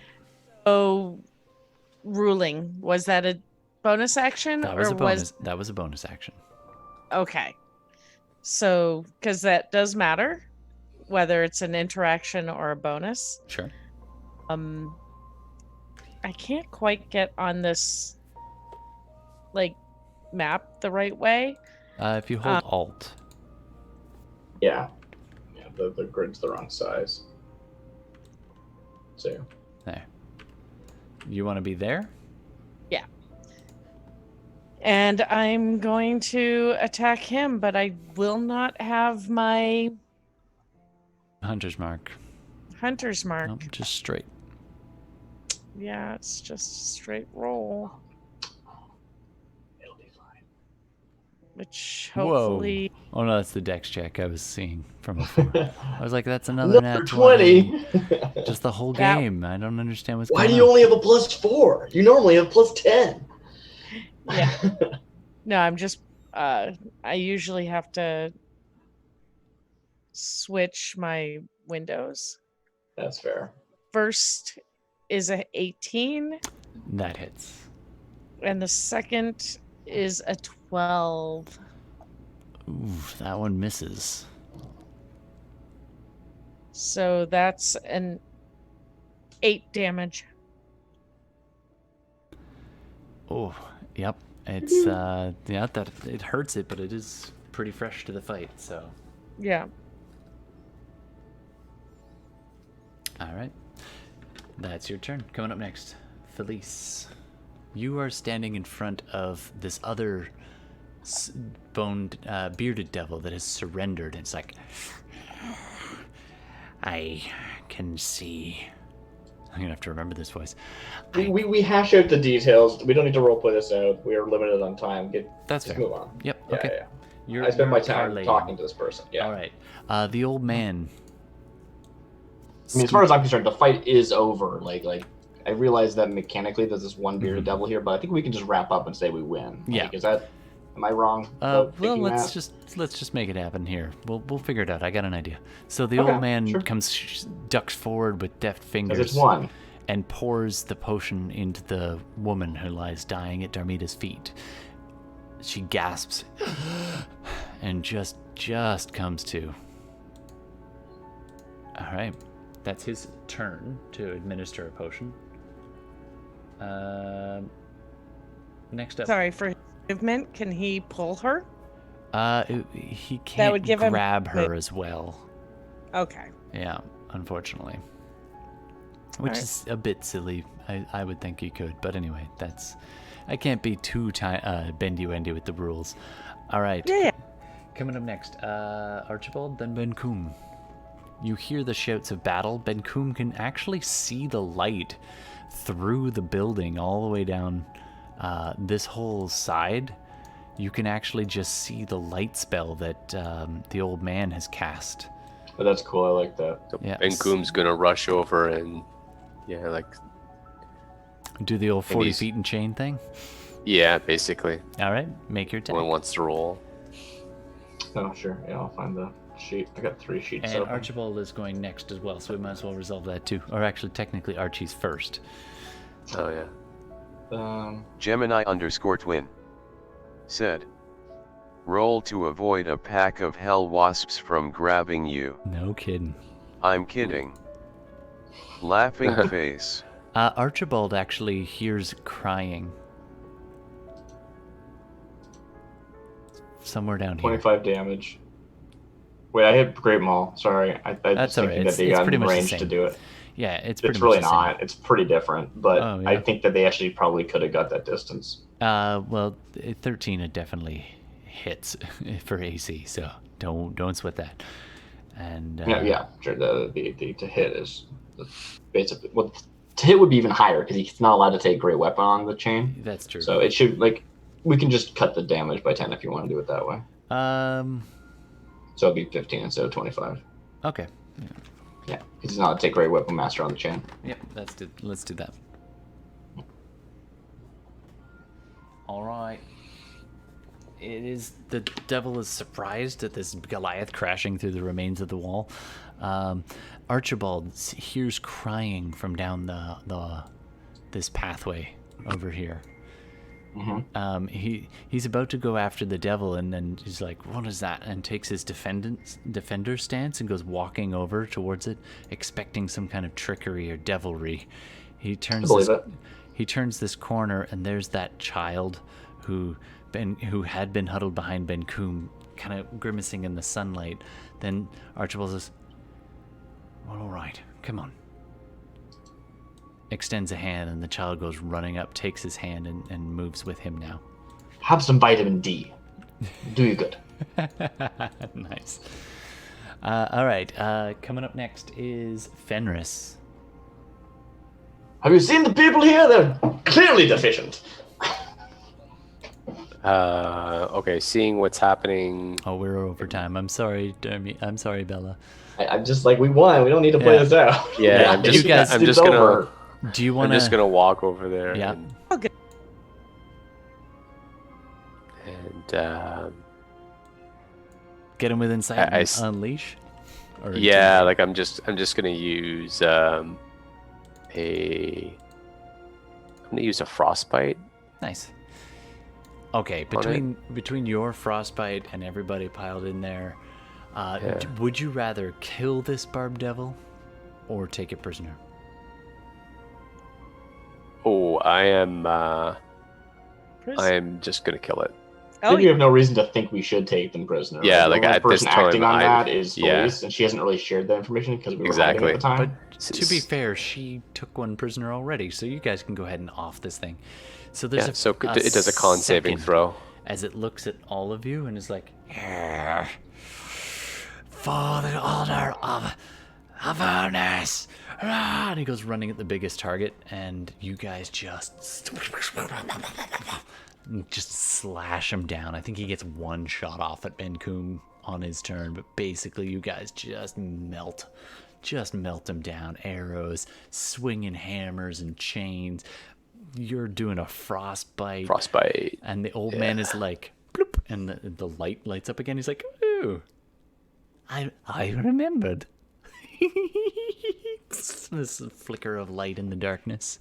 The children huddle in close, and you have defeated the unwelcome party. It's not actually dark, right? Like I'm unclear about this. It doesn't matter. Never mind. There is no sun in the sky. Right, but there's like fire everywhere, and it's like ambient light, isn't it? It's considered dim light. Okay. If you want a mechanic, dim, sure, cool. All right, awesome. And with that, I think we're going to call it for the night. We're going to need an episode name. Yeah, and name this bearded devil. Into Hell. Nice. What do you got for us, Internet? I think last week, wasn't there a name given, and we thought it would be for this week?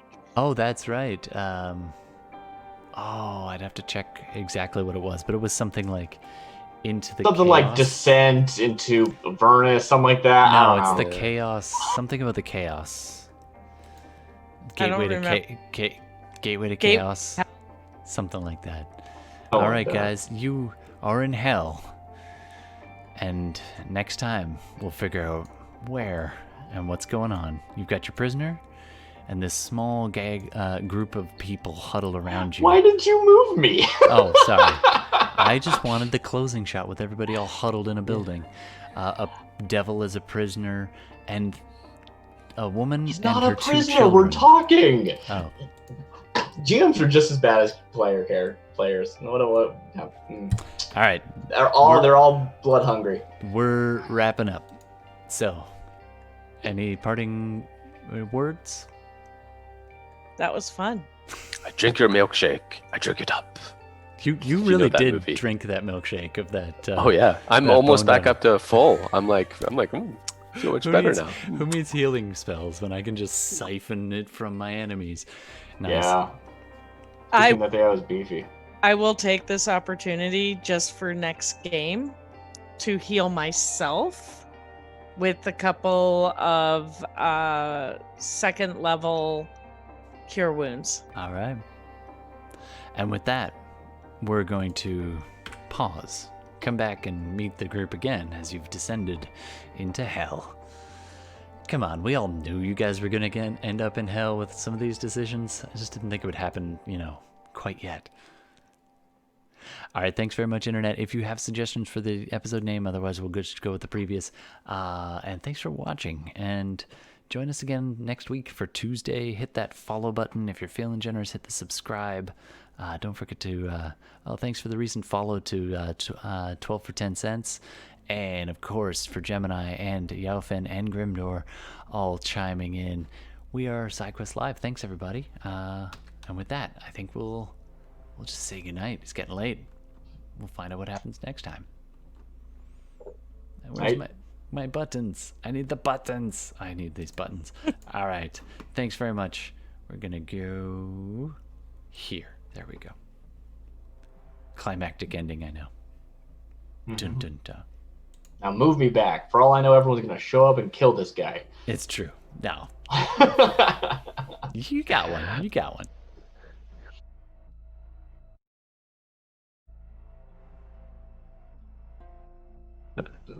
Battling for their own lives. Are we Don't they know clear? that if you die in hell, you die in real life?